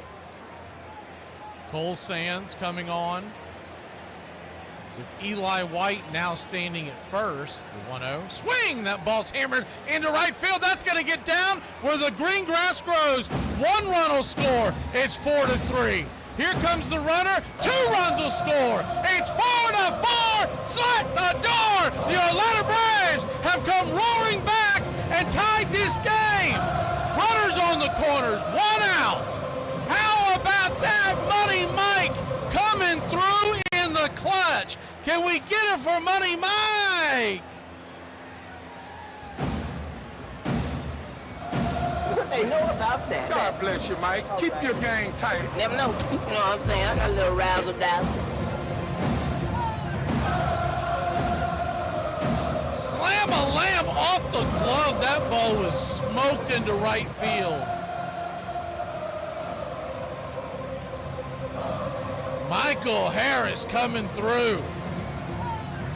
They're going out there and have a quick powwow with Cole Sands.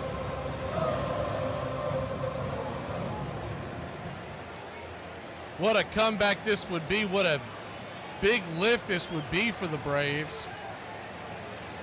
They've tied it up 4-4. Looks like we're going to get Drake Baldwin, the Drake. I always think of the actor first. I don't know what that is. I ought to just start calling him Danny. But the Drake is coming to the plate. He's going to pinch hit for Nick Allen. First pitch on the way. Runner goes. And we've got a stolen base by Michael Harris II. Now that takes the double play out of the possibility. The infield is drawn in. Cole Sands, by the way, he leans on a cutter 47% of the time. The 1-0, 92 right there at the knees. 1-1. He's got a four-seam fastball that throws 25% of the time and a splitter at 16% of the time. He does have a sinker and a curveball that he does it at a 6-6 split. 1-1. Swing! That ball's hammered up the middle. One run will score, your Braves lead 5-4. 2 runs will score, your Braves lead 6-4. And your Atlanta Braves have come roaring back. Baby! The Drake comes through in the clutch.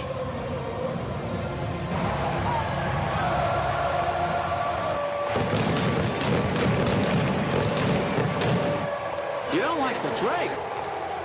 I love the Drake. How could you not like the Drake? Who's the Drake? The Drake is good. Hard hit ball. He hit that thing on the screws. And Harris is stolen base. Plates 2. First pitch on the way is a drop, chop, bunt. I guess it touched the plate and bounced foul off of the batter Fairchild. It's 0-1. I like the idea by Stuart Fairchild, just keep the pressure on the Minnesota Twins defense. Braves 6, Twins 4. If you bailed and you came back, welcome back to Braves country. The 0-1. Swing! Rattles it off the edge. It's 0-2. And you know what this means? It's the bottom of the 8th. We have grabbed the lead. That means Eyeglasses is warming up in the bullpen. Braves 6, Twins 4. An 0-2 count to Fairchild. Standing on deck is Verdugo. Keep that line moving, Fairchild. The 0-2 to Stewie. Swing and a miss. Chase one out of the zone. 2 away. 2 down.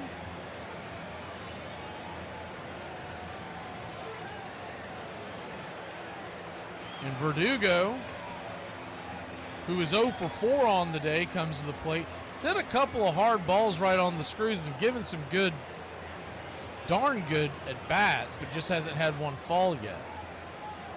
Love to see him just get a base hit to get off into the column as he becomes an Atlanta Brave. The first pitch on the way. Just strike right there inside. It's 0-1. Riley stands on deck. Your Atlanta Braves have scored 5 here in the bottom of the 8th. The 0-1. Just below the knees to Doogie. It's 1-1. 1-1 count.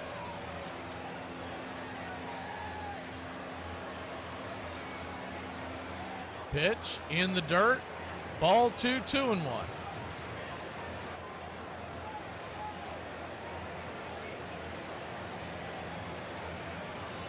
I think the Mets have just walked off the Cardinals. Somebody hit a walk-off home run. I think it's Lindor. The 2-1 pitch. Swing and a miss. 2-2. Yeah, it was Francisco Lindor. I don't know if it was a tie game or if they trailed by a run, but he had a home run. They have beaten the Cardinals 5-4. Enough about those losers. Let's talk about the Braves. It's a 2-run game. 1 on, 2-2 pitch. Swing. Hits it high into left field. Down the line. Whoa, what a great catch. And I mean a great catch by Brooks Lee. He lost his balance, slipped in the grass, and kept the ball from falling fair down the line. That'll end the inning. Not for your Atlanta Braves. Put 5 on the board. We're back, baby. We're back. Let's go, Braves country. Eyeglass time. So you gonna take 40% of my paycheck in taxes? Most definitely. And then after you tax my check, you gonna tax me on anything I spend with the money left from my check that you already taxed. Oh, you getting it now? You this close. You this close to getting ready to chase the American dream. Do I own anything? No, y'all don't own. It's just a big lending system. We own everything, and we just sell you the illusion that you got something.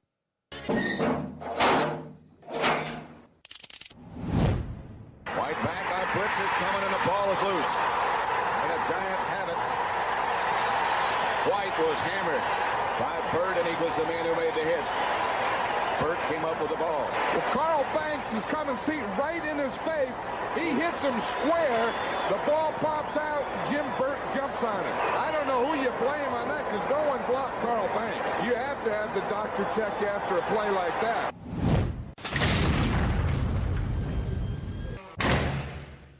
Mattingly today in one of the New York papers was quoted as saying that he didn't know if he was going to be traded or not. He says if he gets traded, so be it. But he also said he's not going to quietly take any slings and barbs from the Yankees owner any longer. There was some real tension between Mattingly and Steinbrenner. There had been talk of a Will Clark-Don Mattingly trade. Dallas Green's been named the manager, and Dallas calls me. He says, Donnie, do you want to be here? I said, yeah, I want to be here. But I said, but you got to treat me with respect. He goes, do you mind calling him? I go, okay, no problem. So I call him. And we have the same conversation again about respect. And he's like, well, fires off something is I'll trade you to Cleveland. That was one of the things. I'll send you to Cleveland.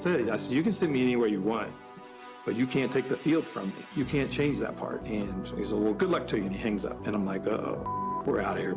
I think once I stood up for myself and said, hey, I'm not putting up with it. You can do whatever. That's when it was like, okay, we're good. It was over.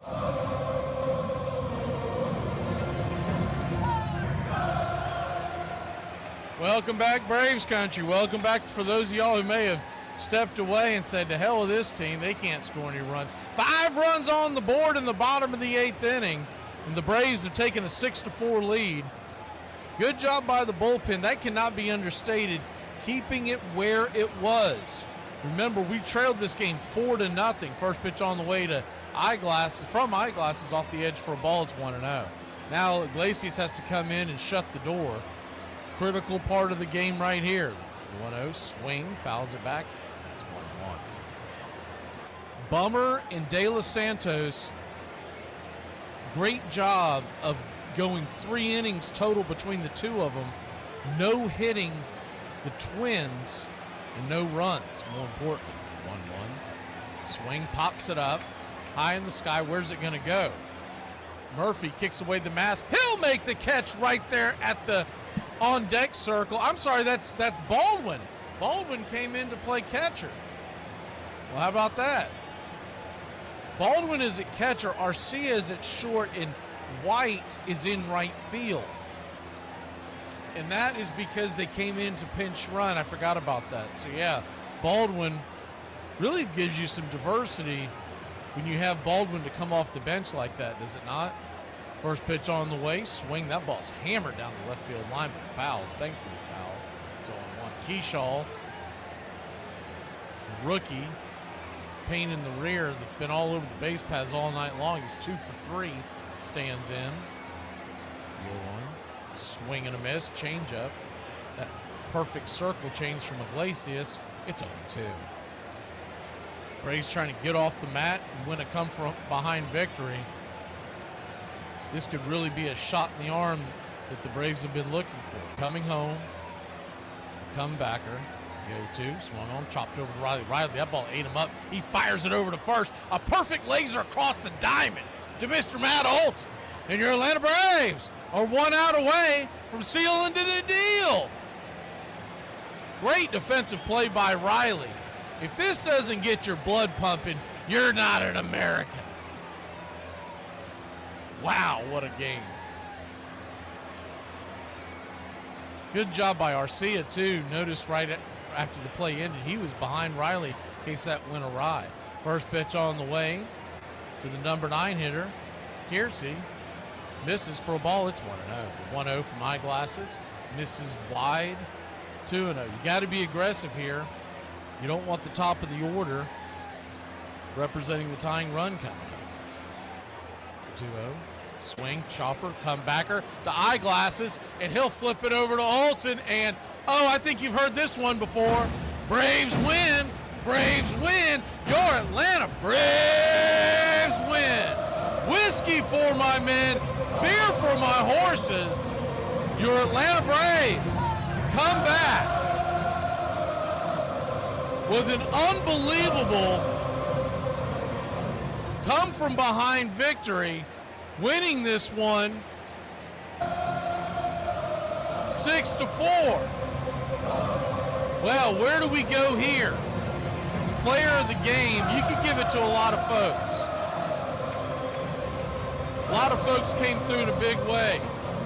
Michael Harris went 2 for 4 with 2 RBIs.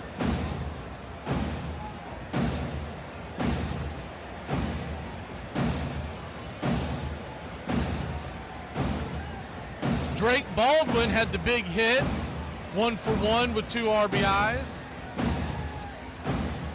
We'll go with Money Mike. Money Mike went 2 for 4. He had the 2 big RBIs, and remember, he had the great catch at the wall. But I would definitely give a nod to the entire team. This was a team win, not counting Bryce Elder. What a win. Braves win, Braves win. Go dance in the streets, Braves country. We'll see you tomorrow. Same bat time, same bat channel. Your Atlanta Braves 6, the Twinkies 4. It's Chris Sale Day tomorrow. Let's freaking go.